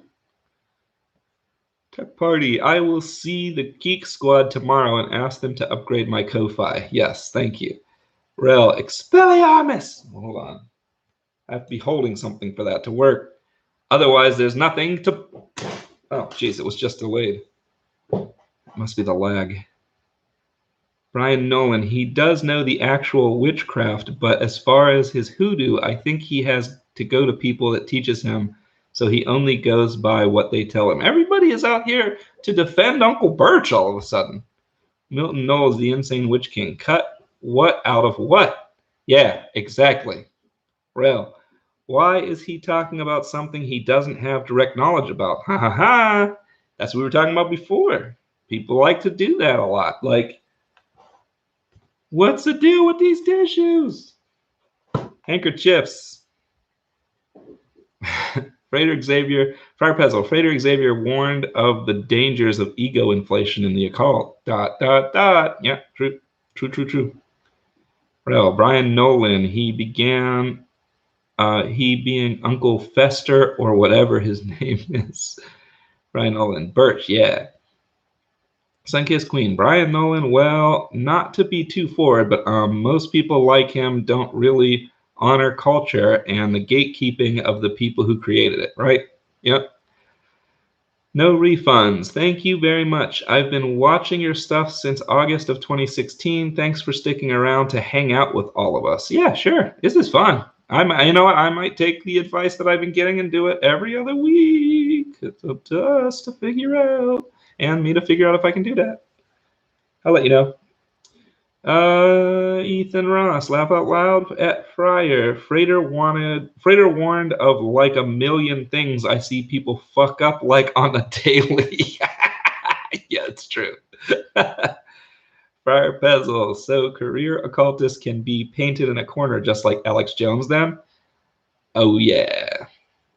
Brian Nolan. Yeah, he is not fully of that path. He really shouldn't be picking fights with those of the path. Yeah, that's right. Sunquist Queen, Brian Nolan, so he can't really learn anything. Culture is heavily tied to the hoodoo. And there's a lot of things like that where I feel like we get a lot of occultists who are like, I'm going to try this path, I'm going to try that path. Don't get me wrong, trying stuff is cool, but, you know, come on. Sometimes you got to do more than dip a toe to get the results, you know what I mean? Brian Nolan, I agree. Rel, you can learn to appreciate any culture, but if you don't listen when someone corrects you, it's hard to actually learn anything, right? True. Truth. It's turned into the truth. Everybody's speaking truth. Milton Knowles, the insane witch king. Those tissues are there for you, there for if you get very lonely, and probably should ask somebody else about this.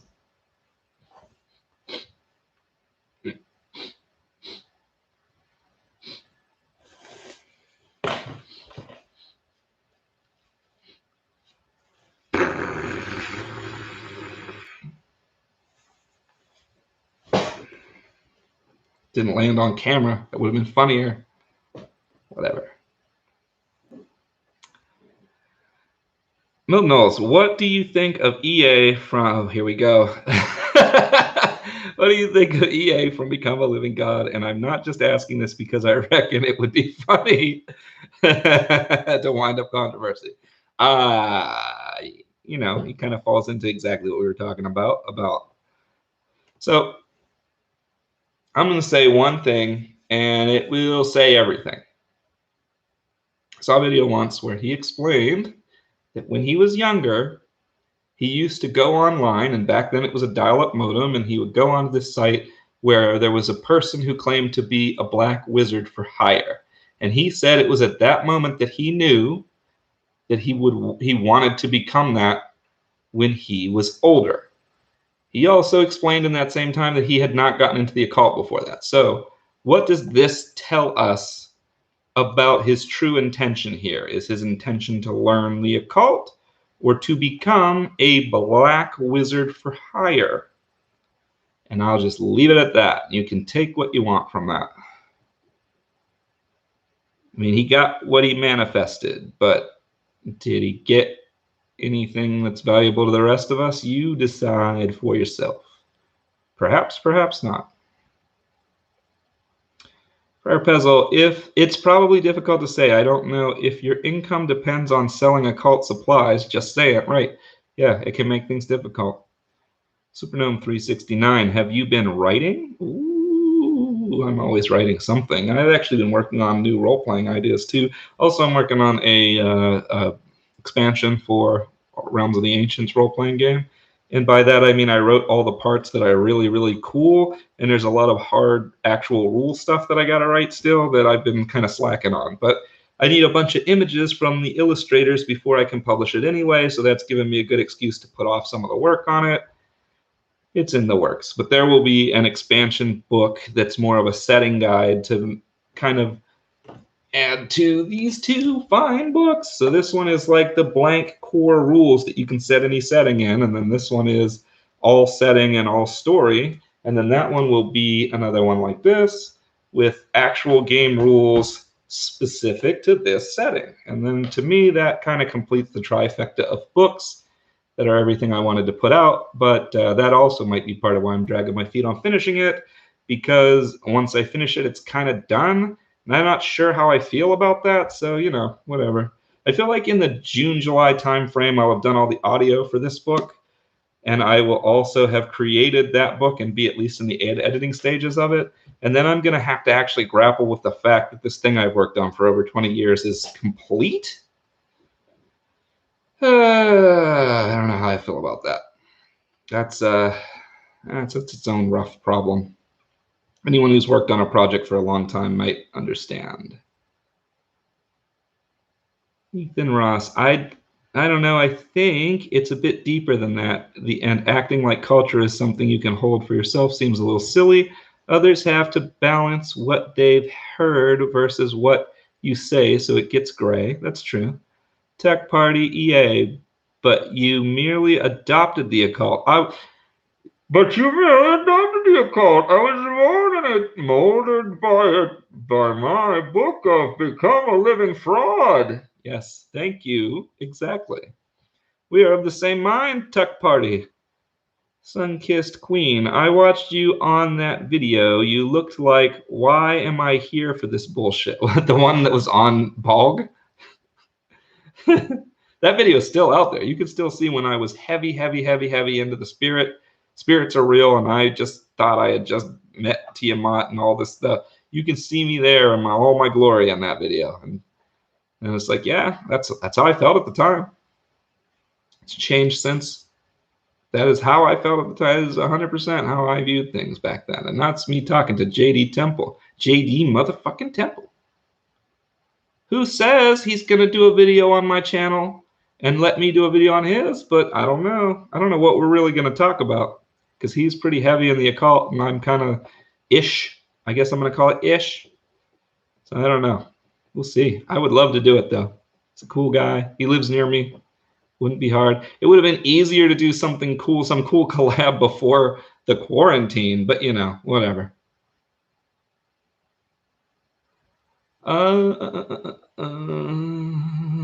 Brian Nolan, EA current of the month club. Exactly. He's switching currents all the time. I agree with you on that. I mean, it's always been something. He's like, this month. Now you can get my full works on having worked with every Norse god ever. It's like, did you do this in the past? Because, you were just working with demons a minute ago. He just keeps flipping. And, whatever. No, you know what? You guys are trying to pull me into this beef. I do not have a beef with EA. Ethan Ross, laugh out loud. Selling talismans that I don't know what they do. Yeah. Tech Party, I curse thee with Astaroth's magic meth powers. Ooh. Interesting. Milton Knowles, the insane witch king. EA would never use his platform to make money. He would have to write a series of books and make a bunch of t-shirts and advertise himself frequently. Yes, I do watch him. Ethan Ross, that's Poke Runyon. Poke Runyon, Tuck. Sunkissed Queen. Ethan Ross, there are cultural practices that have to be honored. For instance, I think Haitian voodoo is intriguing, but I don't know the culture, so I'm not going to just start claiming it. And that's another thing that's interesting about occultism, and I'm guilty of this when I was in it too, is there's this tendency to be like, okay, I know what I'm doing in this current, I want to switch currents. It's like, well, if you're on your path and you're speaking with something from another place and everything is working the way it's supposed to, why would you feel the need to jump currents?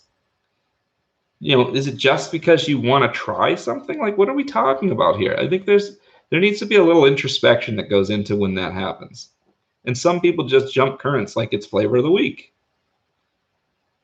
Rel, I tried to read something that EA wrote in a collection of occult authors. I was not impressed. It didn't really break any ground, just a history lesson. Yeah, a lot of his stuff seems to be stuff you could Google, in my opinion. Again, not trying to throw shade at EA. Friar Pezzle, I like EA honestly, and the Bald Kids. I'm currently doing different things from them, but they do work hard and they have made their own way in a difficult space. Yeah, true. Sunkissed Queen, the video interview with EA co-editing. Yeah. Ethan Ross, I mean, but how can you say who has been part of what culture and what point? Man, you guys are really like on this conversation. I don't really have any. I don't really have any input for that conversation. You know, my culture is kind of all over the place. I'm gonna offend somebody by saying this, but I'm kind of a mutt. I'm from a whole bunch of cultures, so I don't really have a specific culture I was brought up in. So I had to kind of just find my own stuff. So I'm a little bit strange. And you won't know that to look at me. You'd be like, oh, you're all Irish or all Polish, depending on which features you notice. But that's just the bulk of my makeup. And then I wasn't raised in a particularly overly culture specific household. I guess my culture would be United States military because I was a military brat. So I tend to lean toward that style of thinking. But that's me. Things that jive well there tend to jive with me. So I mean, there's something to that in that respect too. Of like, you know, you have this psychology and whatnot that's built up around traditions and things that were impressed upon you as a kid and whatnot, and you know, you may want to shun them or you may want to change them, but they're there. You got to deal with it. You got to work with what you got.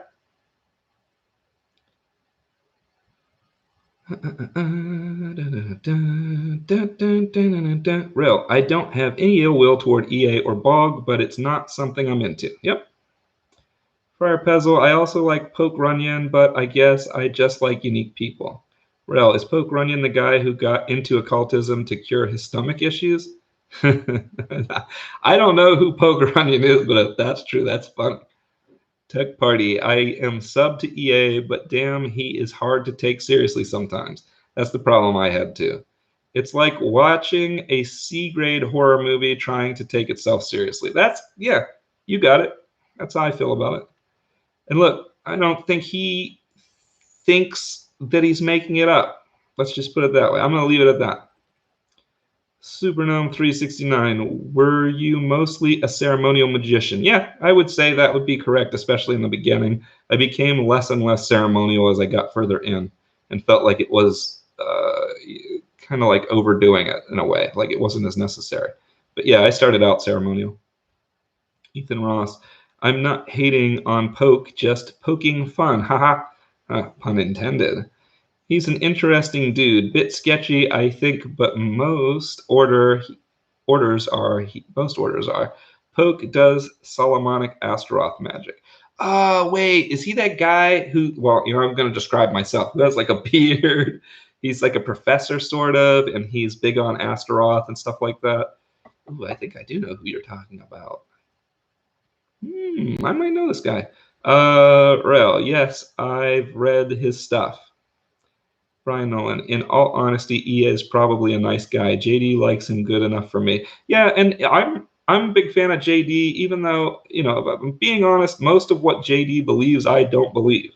So when I'm like, guys, you guys got to check out JD Temple, you know, Light of the Darkness and all stuff, it's like, you know, I like him as a person. I like listening to him talk about stuff, and I like watching his journey as he seems to become more and more caring, giving as he gets older. I find that fascinating.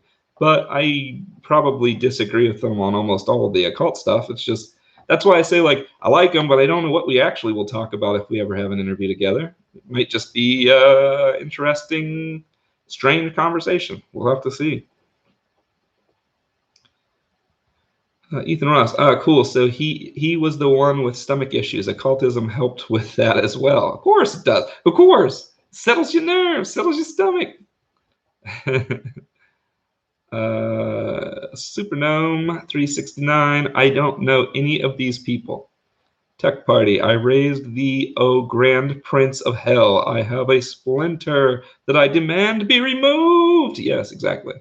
Milton Knowles, the insane witch king. JD, who features on Become a Living God. Sometimes he's my spirit animal. Yeah, I like JD, but I used to be subscribed to EA Quetting. I'm not anymore because it's exactly what you guys are saying. Like, there was a point where I was like, man, geez, you know, and for some reason I don't get that off of JD, even though he's on a bunch of the Become a Living God stuff, but I don't see his Become a Living God stuff. I only see the stuff he posts on his regular channel. So maybe that's part of it. keep myself a little segregated there from that side of the fence. Ethan Ross, yeah, he has like full movie presentations on YouTube. Rel, I like Lon Milo DeQuitte. I'm going to say that wrong because I get the feeling that he doesn't mind laughing at himself. Ethan Ross, laugh out loud. Occultism suddenly feels like a drinking problem. Friar Bezel, I'm definitely a fan of JD motherfucking Temple and Orly for different reasons. JD is like a friend, Southerners that we are, and Orly genuinely knows an awful lot. Yeah, I like them too. I find them very interesting. They're also an open book into what they believe. So, like, maybe I don't think what they believe is right because it's not what I believe, but they're not. I don't get the impression ever that they're lying or being disingenuous, and it gives me the chance to be like, I wonder whether there is any truth there. Like it's interesting to me to listen to other people's perspectives. So there are people that just seem genuinely honest about what they believe. So cool, watch them. Friar Pezzle. I'm definitely a fan of JD. Oh yeah, we said that. Sunkissed Queen, laugh out loud, drinking problem. Brian Nolan had some conversations with JD as a person. Me and him always got along, and that's true too. So unlike like Frederick Xavier and those who we've talked about, who I've never actually had conversations with, I've had full conversations with JD before. So that's another part of it, is that I know him as a person. So that makes it a little different. I don't think of him as an occultist first. I just think of him as JD Temple. So that has a bit to do with it. Friar Pezzle, Lon Milo is hilarious in a good way. Brian Nolan, yes. Super Gnome, have you read The Silmarillion or Dune? I haven't, so I'm losing nerd cred again. I have not. I've watched a bunch of cheaply made YouTube videos on The Silmarillion because I didn't feel like reading the whole thing, which is not the same thing as reading the whole thing. So I know a couple things about it, but just enough to sound like I have some knowledge about it. And then Dune, I have seen the movie of Dune, which is definitely not the same thing, and I've seen the mini series of Dune, which again is not going to quite cover it. But I have a lot of friends who love Dune and keep telling me I should read it. So, maybe sometime. Another thing on that list. Rel says Orly's boobs distract her too much. Yeah, I mean, sometimes I have that trouble with the videos as well. Milton Knowles, the Insane Witch King, Paul Granion used ritual magic to overcome the pain from stomach cancer, I believe because medical intervention wasn't helping, and he admits that it may be psychological, but it seems to help him. Paul Granny, and isn't so funny now, is he? Ethan Ross is laughing. Sunkissed Queen. CTFU, don't lose too much nerd cred. I'm here for it. Uh-oh. No, I'm losing my nerd cred. I'm going to lose Sunkissed Queen. She loves my nerd cred. Let's see, I got to have more nerd cred. Well, okay. I have all these books stacked up over here. They could be occult books, but they're not. They're not. They're Dungeons and Dragons books. They're my own books. They're Dungeon Run. Dungeon Run. All right. Yep. That's what that's called. Oh, here we go. They're books of maps for dungeon runs. I don't know if this is getting me more nerd cred or just sad cred. It's one of the two. Whatever, I can't put that back in. More Dungeons and Dragons. We've got some Dungeon World, for those who know what that is. We've got some of your favorite Call of Cthulhu's. These are just the ones that are on my desk because I ran out of room in my bookshelf. That's why they sit there. And then, the mysterious question. What is in the background back here on all my videos? What is this thing? What is this board game back here? Can anyone actually read that from this distance? I bet you nobody knows what board game this is, but it will be bound to get me some nerd cred, and it is my son's favorite board game. Yes. Let's see if anyone guesses it. I'll give you guys a couple minutes on that one. Roll D20 for nerd cred. Yes, I tried. Hold on.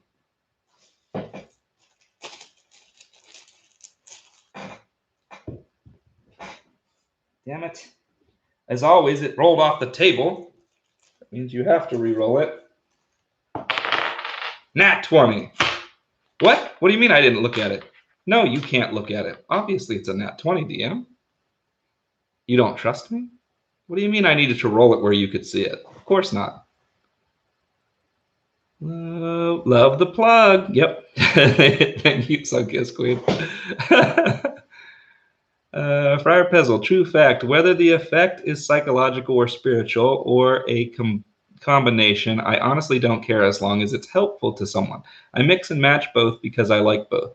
Yeah, and I tend to spend a lot of time like waxing philosophical about which one's right, but I don't actually care. It's more like a fun, fun problem to solve.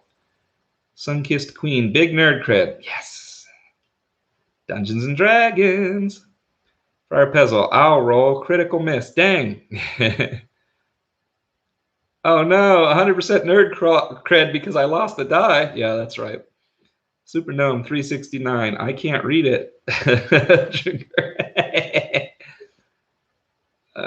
Tuck Party. When I look into a lot of schools of thought in the occult, I usually look into the bios of the biggest influencers. There is so much crossover into psychology, it's almost unreal. Yeah. And I mean, a lot of what I believe now falls into the realm of psychology, but that's just because I find that terminology better describes the way I'm looking at it. So I don't know that I would necessarily call it. It's not like I'm saying it's all really psychology. That's not how I mean it anymore. It's just hard to explain. Milton Knowles, does it annoy anybody else when people mistake rune staves, which are more similar to sigils than runes, for runes? As a practitioner that mostly deals with rune staves, it annoys me. Yeah, I could see that. Ethan Ross, a big problem, especially with stomach issues, is lack of admitting your control of your reality. Something I'll tell you, you can't fix yourself. It just perpetuates minor illness. Sunkissed Queen, Ethan Ross, nerds are supposed to be accident prone. Total nerd cred. Awesome. Superknown 369, what's up with portals in shows and movies nowadays? What, the sky portals? That's always been a part of the third act, right? No, only recently? I don't know. It is there all the time now. Rel, I read as many books as possible on the occult. I love hearing about new perspectives and ideas. Yeah, I agree with that. Sunkissed Queen, first hermetic principle is mentalism. Friar Pezzle, Richard Bandler was an occultist, psychologist, and computer programmer and is one of the big names in NLP. Not for nothing. Ethan Ross, oh, I'll have to check him out, Friar. So, nobody guessed. Nobody guessed. I'll solve the mystery for you.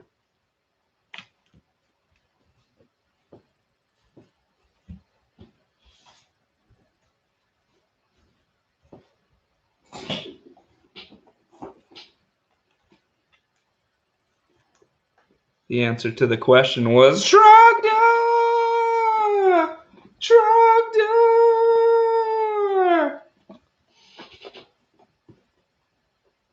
Burninating the countryside. That's right. Trogdor, the Burninator. That is my son's favorite game. So, you're doing something right when Trogdor is his favorite board game.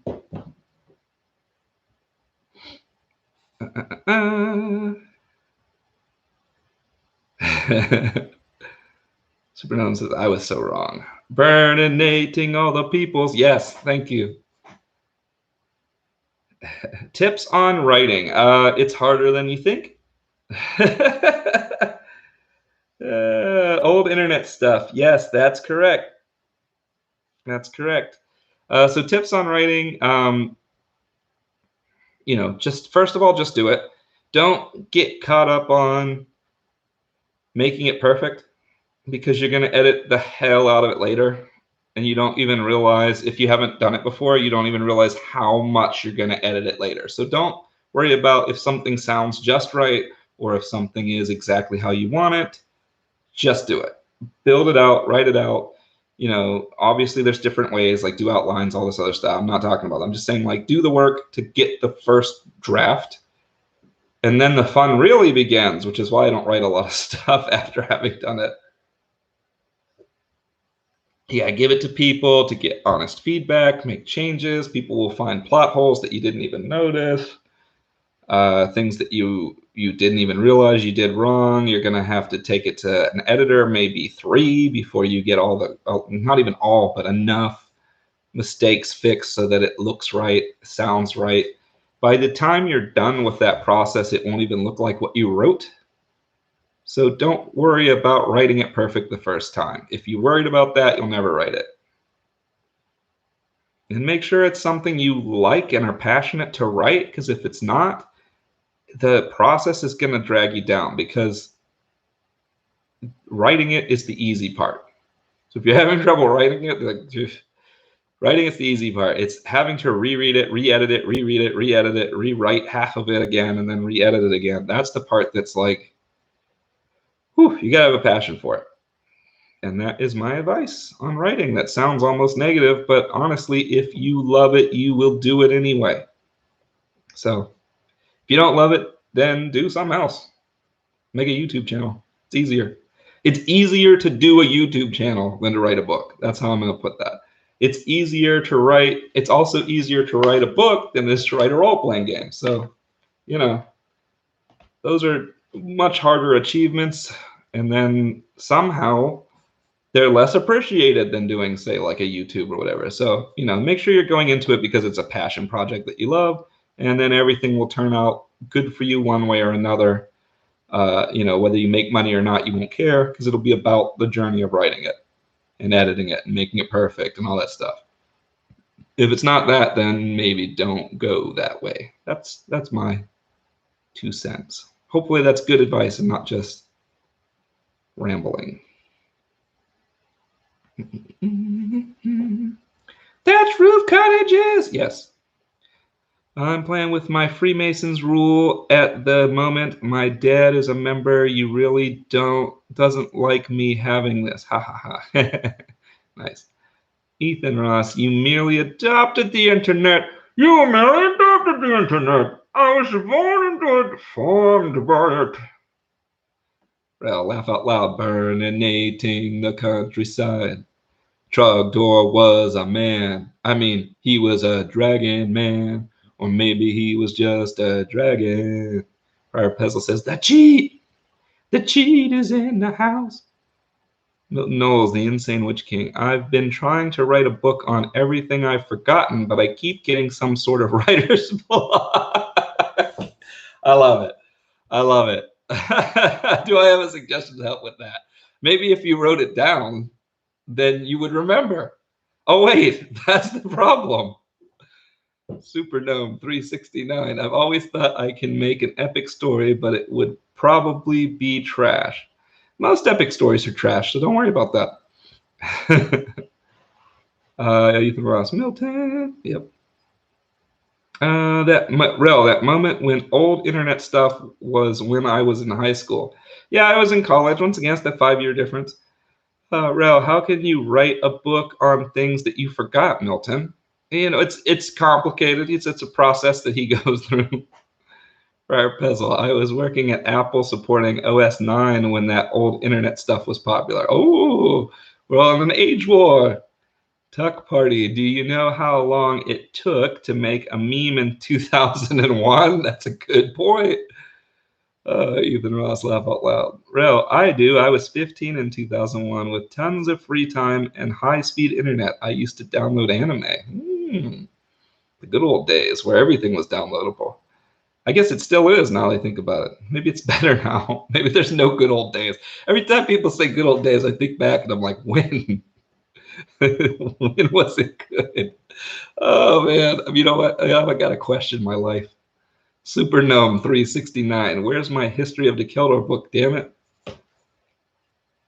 It's right here. Right here. Or did you order one? If so, it's in the mail. Now, you know what I found from, no, I don't mean to trash talk Drive Through RPG, but what I found is if you order it standard mail, it for some reason takes frickin' forever because I had this book done and wanted it out by a certain date, but I had to get my print copy to verify. And I ordered it the standard mail way instead of using UPS. And it took like 3 weeks just to deliver after it had already been printed. I was like, dude, I'm trying to publish this. Like, give me my print. So after that, when I ordered my first one, I went with the lowest level UPS option, which was like, I don't know, maybe $3 or $4 more. And it got there in like 3 days. I was like, okay, well, you know, that sucks, but it's how I've been going through them. The good news is if you get the thing that's combination PDF and book, the PDF is immediate. So you can just read it that way. If you're someone who likes to read on a screen, unfortunately for me, I don't. I like to read it old school, so I get it. Where was I? Oh, Sunkissed Queen says, I enjoyed the Iliad and the Odyssey. Those are good books. Good stories. The Homer, are those Homer? I think Homer did that. I can't remember. I can't remember the specifics because it was. I want to say I was in high school when I read that. But yeah, I remember enjoying that. I need to go back. So for someone who likes mythology so much, I need to go back and actually read that with fresh eyes again. Why do people like Milton Knowles? Why do people like to watch anime? It's just a bunch of prepubescent girls, 40-year-old men, and octopus and squids having sex. I really don't like it. What? I just didn't understand the ending of that. I understood everything else. Superdome 369. It's been over a month. Since what? Oh, over a month since you ordered it? Well, that's messed up. Kid Dip, check if they gave you a tracking number and see if it is stuck in going back and forth between a place, because that's what happened to mine. It kept going back and forth between 2 different shipping locations for some reason, and then if you write them, they should send you another one. Sunkissed Queen, are those a different pair of eyes? What a different pair of eyes. I don't remember where we were talking about. I don't remember. Those a different pair of eyes? What? What was I talking about back then? I don't know. Tech Party, how dare you? Don't tell them about the squids. Friar Pezzle, the Iliad is largely overlooked. Sunkissed Queen, excellent. We had to memorize the opening in Latin. Oh, geez. Sunkissed Queen, Milton Knowles, because the stories are amazing. Supernome 369, book talk is good. Milton Knowles, the Insane Witch King. I wonder if all the hand sanitizer and toilet paper is still getting bought up because people have so much free time, they are wanking themselves stupid lubrication and something to clean it up. Yeah, maybe. You never know. Especially if a lot of lonely people who don't have anyone with them. Gotta pass the time somehow, right? Rel, I watched like 200 episodes of Inuyasha and became a weirdo forever. Yeah, right. That was one of the earlier ones for me too that got me hooked because I'd watched some Dragon Ball or whatever before, and then I saw Vampire Hunter D, I think it was, that like got me turned on to the idea of like anime as a thing aside from just being a cartoon. And then Inuyasha was the first like long form anime that I really got into. Sunkissed Queen, Friar Pezzle, that's awesome. My glasses. What? My glasses. Oh, did I have like the double eyes for a second? Did my prescription show through on this? That like, it's not obvious that it's super thick if you're not someone who's used to the whole glasses thing because this frame makes them smaller, but you can see how they're like sticking up out of the frame over here. Hopefully you can see. I can't tell if you can see because when I take them off, I can't see anything. But if I had a bigger glass, then the lens would be super thick. They used to be like, it looked like I was looking through this at you. So yeah, I can't see worth anything without these or contacts. I used to wear a bunch of contacts all the time, and then we got quarantined and I got lazy. So now I'm wearing my glasses right now. Actually, I got an eye infection about a month or so ago, and so I had to take my contacts out, and I just stopped wearing them for a while. I'll probably put them on whenever I have to drive around again because I find them useful for seeing peripheral better. When I'm just in the house, I don't really need them. I'm okay with just glasses.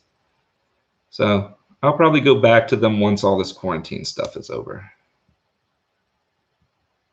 Milton Knowles, The Insane Witch King. I should read the storybook one day. All my books are on geology, plant biology, or Icelandic symbols. I've never read any book with just a story in it. I might like stories. You might. You know a story you might really enjoy? The History of the Keldor. Yes, I've heard it's a good book. People tell me this. And I've heard that it's worth the wait of a month or more. This is what I've been hearing. As President Trump would say, I hear very good things about it. I hear very good things. It doesn't mean anything when you say that, but you know, he says it. Gabriel, hello. Hi, man. I'm glad I catch you during work, and I just want to check when is the live stream. Well, right now. We're live right now. Supernome 369. I haven't seen many animes. Dragon Ball Z from a kid. Is Ninja Scroll or Ghost in the Shell good? Ninja Scroll. So I've seen both of those. I like both of those, but Ninja Scroll is another one where I'm like, stick a big trigger warning in front of that one for certain people. You know, like it's that. Yeah, let's just leave it at that. Stick a big trigger warning in front of Ninja Scroll if you're gonna watch it. And Ghost in the Shell is really good. Ethan Roth. Ghost in the Shell is fire. Yes. Sunkissed Queen. Nah, I was asking if they were new. I hadn't noticed it before. That's why I asked. Oh, yeah. It's the context thing. I got lazy and put my glasses on. They're super old, actually. There's like a screw over here that slowly works its way out of the glasses over time. I got to screw it back in with one of those little screwdrivers. And it's like once a month I got to screw them back together.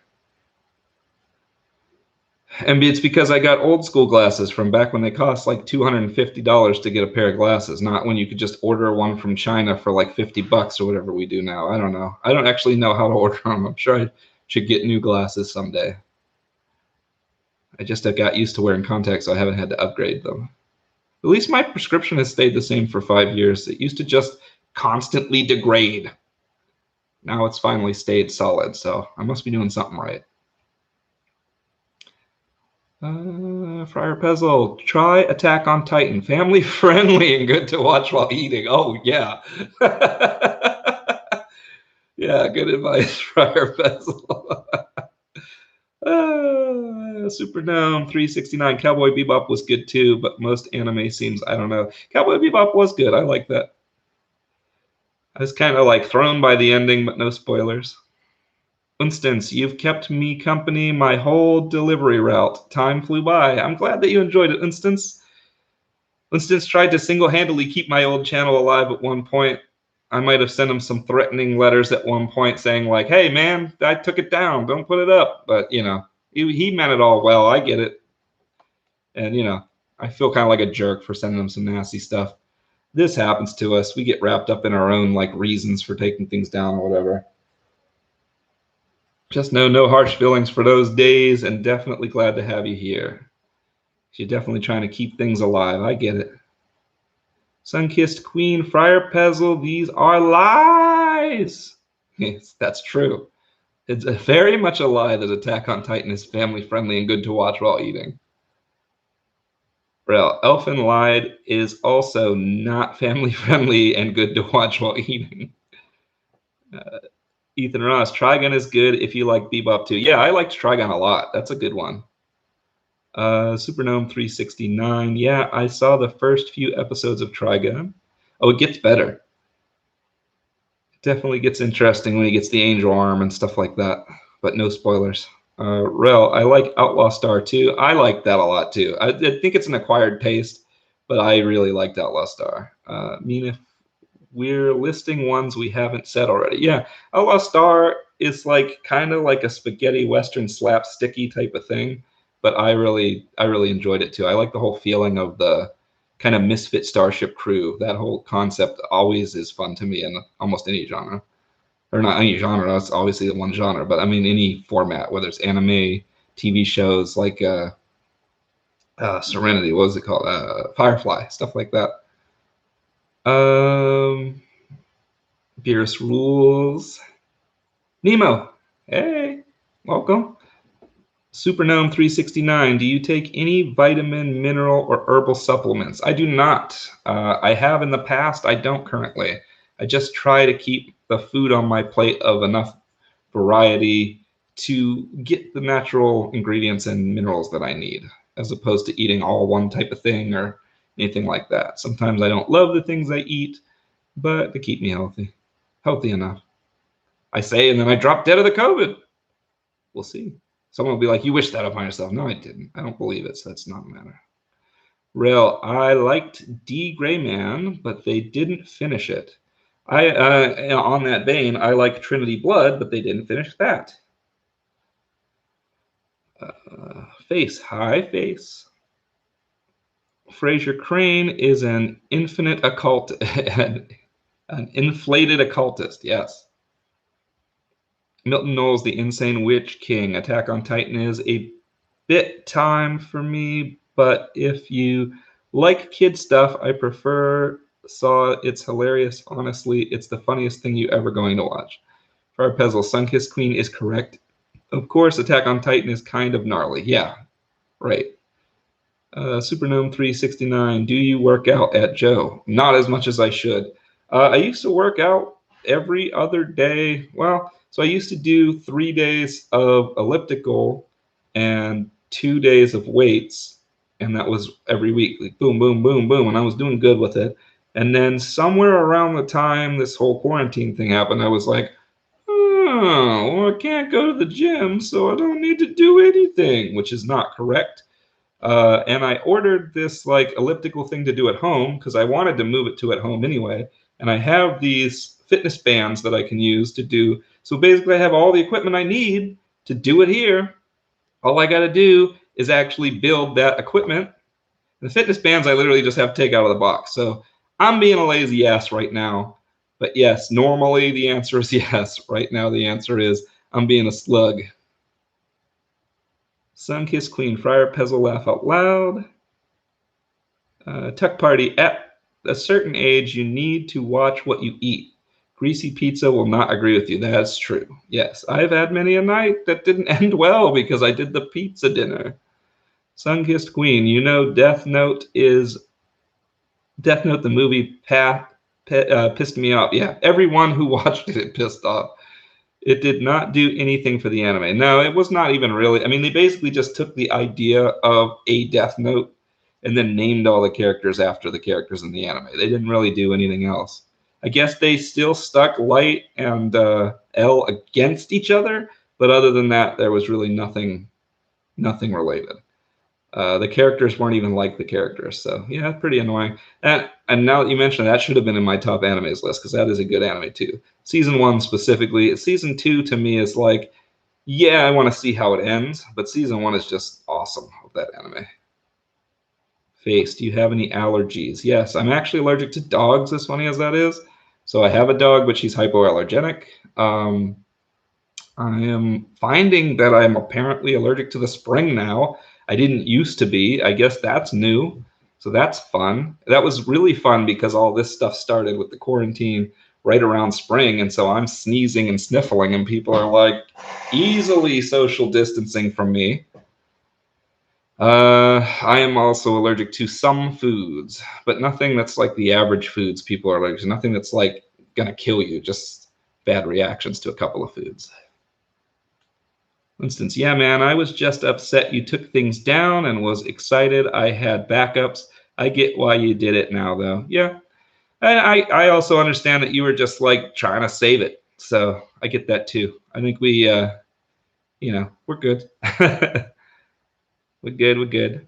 Sunkissed Queen felt rushed season 2. Yeah, it did. it didn't have the same kind of like back and forth that season 1 had. And I know part of the reason, no spoilers, so I'm not gonna get into why, but yeah, yeah, it just didn't quite have the same chemistry. Tuck Party, thanks for posting them when you did. Instance was appreciated at the time. Yeah, it helped me to come back too, because part of it was I saw some of the stuff that Winston's had put up. He had a video that was just like, "Where is Joe?" That was one that he did, and I saw people's responses to it, and I was like, man, I need to like actually tell people what happened. And that's part of what kind of urged me. It took like a year or more for me at that point to be like, yeah, I still want to do it. But like that kind of urged me to come back. So, you know, you guys can blame Instance for my new channel's existence pretty much. I don't know whether for better or worse. So, you know, technically, I guess you did save it, or not, depending on whether you like what I do. Rel, I did not like the live action Death Note. I don't think anybody did. I don't think I met a single person who was like, yeah, that was pretty good. Friar Pezzle, Instance was helpful in allowing me to see the old vids. I did binge watch them, not gonna lie. Sunkiss Queen, Rel, that one sucked too. Milton Knowles, the Insane Witch King. I'm 24. I just eat the food I like. Oh, I remember that. I remember those days. Those days are long gone for me. For instance, oh wow, I didn't know I had that effect. Yeah. Yeah, I probably would have just stayed like disappeared, but then I saw that people, not only were people interested in what I was doing now, but also there were starting to be these like wild guesses. And I was like, dude, it's gonna become, I was like, if I come back, then I can just explain it. And then they'll be like, he's this eccentric YouTuber. But if I didn't, I was like, it's going to turn into this Crowley-esque thing where people are like, he disappeared into the wilds and became a magus or something. I was like, no. Then these videos are going to become more valuable. It's going to do the opposite of what I want to do. So I was like, no. I got to come back. I got to straighten shit out. People are starting to make up their tales of what happened to the Psycho Sorcerer. So it was a combination of both, and just feeling like I owed it to people. So yeah, you helped me to see that, and that's part of why I even considered putting them on the Patreon thing. It's like it helped me to see some people just want to know, and that's cool. Nemo, please, any thoughts about schizophrenia or psychosis? I recently met Guy and learned much more about it, and something it sounds like ducking evocation. Yeah, so this is part of my thoughts too on it. You know, we talked about earlier in that there's different people in the cult and there's different ideas and all this stuff. So when you just lump them together, it's kind of like not right. But it's not that anybody is not right in their beliefs. It's just that like it's not one big thing. Not everybody is talking about the same thing. And so I think there's a lot of people that do have some issues, like say schizophrenia, for example. And that's where you get some of these like there's some really like kind of out there prediction level stuff based on pattern finding that I think is more related to that mindset, like a kind of schizophrenic finding patterns in nature / number patterns and making reasons for what they exist in things. And I look at that and go, okay, I think that's somebody who may have like a mental issue, but not everybody who does that does. It's just that like I think that there's enough of those out there. But then they led this kind, because they exist, people will be like, oh, that's part of it. And they'll take that part in with other part and start trying to do it. And they get this kind of like semi version of it. And I don't know. I think you get a certain level of crazy, a certain level of people just trying to make money off you. And then you get real people trying to practice it, but they get stirred up in a pot. And if you're new to it, you're just like, what am I looking at? So I don't know. That's my 2 cents. Don't know if it made sense. I don't know if that made sense. Sunkiss Queen, Milton Knowles, you will pay. Milton Knowles, the Insane Witch King. What is your full name, date of birth, social security number? Okay, all right. You got a good point there. Ethan Ross, the Higher Side Chats just did an episode on schizophrenia. Psychosis is similar to evocation, I think, but I don't know what you specifically want to know. Tuck Party. Mr. Crowley, what went wrong in your head? Oh, Mr. Crowley, did you talk to the dead? Friar Pezzle, I think this first time I said anything to you, Joe, was when you commented on Joey Morris's video, and I replied to you there. Probably. Tuck Party, what is your favorite middle? What is your father's middle? Okay, we've gotten to that point in the stream, and I'm caught up to the chat, and we're only at almost 4 hours in. Will anyone who wasn't part of the chat watch this video? The world may never know. The answer is probably no. But for those of you who stayed with me, I do appreciate it. And you know what? I never did. I never answered the aliens question. I don't even know if there was a real aliens question other than just like aliens question mark. I don't have a lot of things. I wait till the end. I don't have a lot of things to say about aliens because I don't know anything about it. Like if there's aliens, I haven't met them. Unless I have and thought they were spirits and now think they're just part of my mind, because then maybe I did.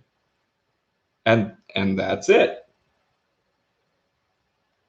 That's your aliens topic. That's your extra dimensional aliens topic.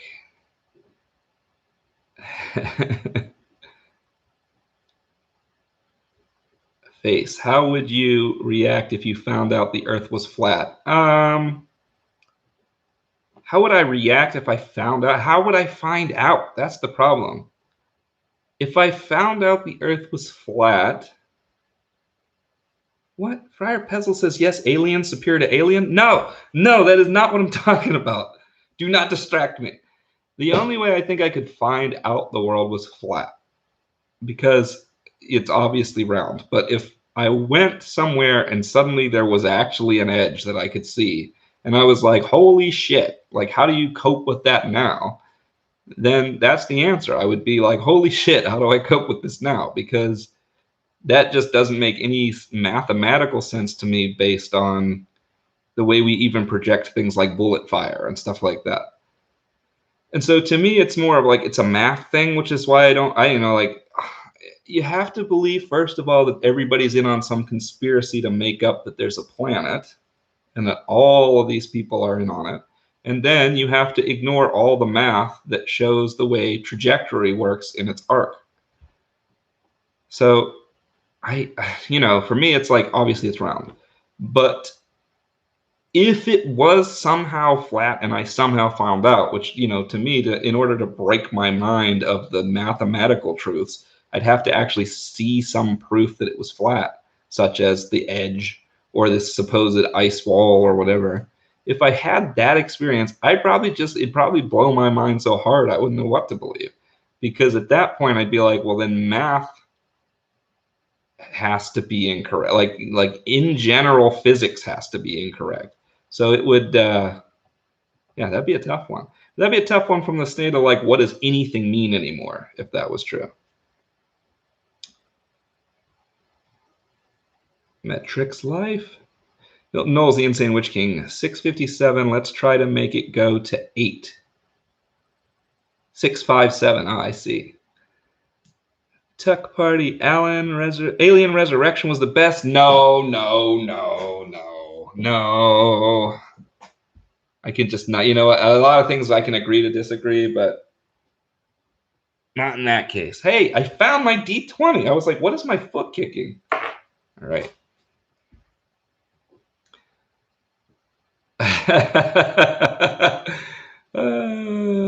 Pretty sure my cat is an alien. Yes. Go to the Grand Canyon on a foggy day and you will see the edge of the world. Yes. Thank you, Milton. It does look like that.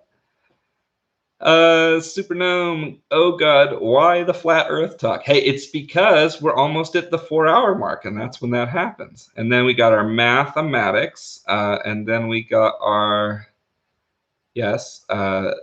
Tuck Party. The edge of the world is at the edge of your perception. You construct your reality as you move from place to place. Oh, it's the orb bubble theory. I think it's more like you perceive the world around you possibly in an incorrect way. I could buy that, in that like we're kind of in this stream of stuff that we don't really even understand, and your mind, everything's filtered through your senses and / imagination. So everybody sees the world a little differently than it actually is. I can buy into that side of it, but I don't necessarily think that relates to I mean, you're creating it for yourself, but I don't necessarily think you're creating what's out there. Of course, I could be wrong about that.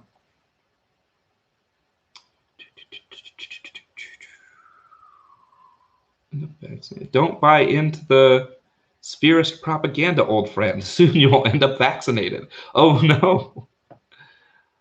What a horrible, what a horrible result. Sunkissed Queen, I know a lady that astral travels to a place called a quadrant. The being there don't understand what a planet was according to her story. That's pretty funny.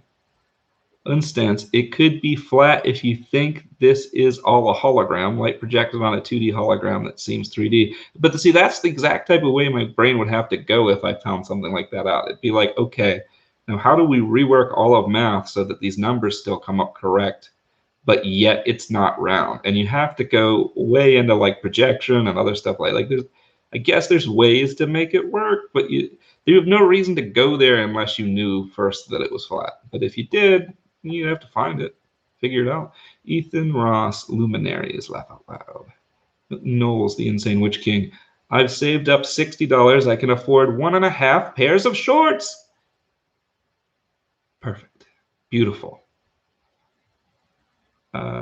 Ethan Ross, attached to the firmament or 7 firmaments if the Sumerians were right. Yeah, exactly.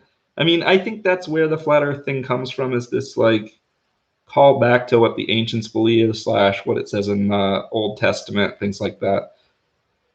I don't need to explain where I stand on all of that. I think you guys get it.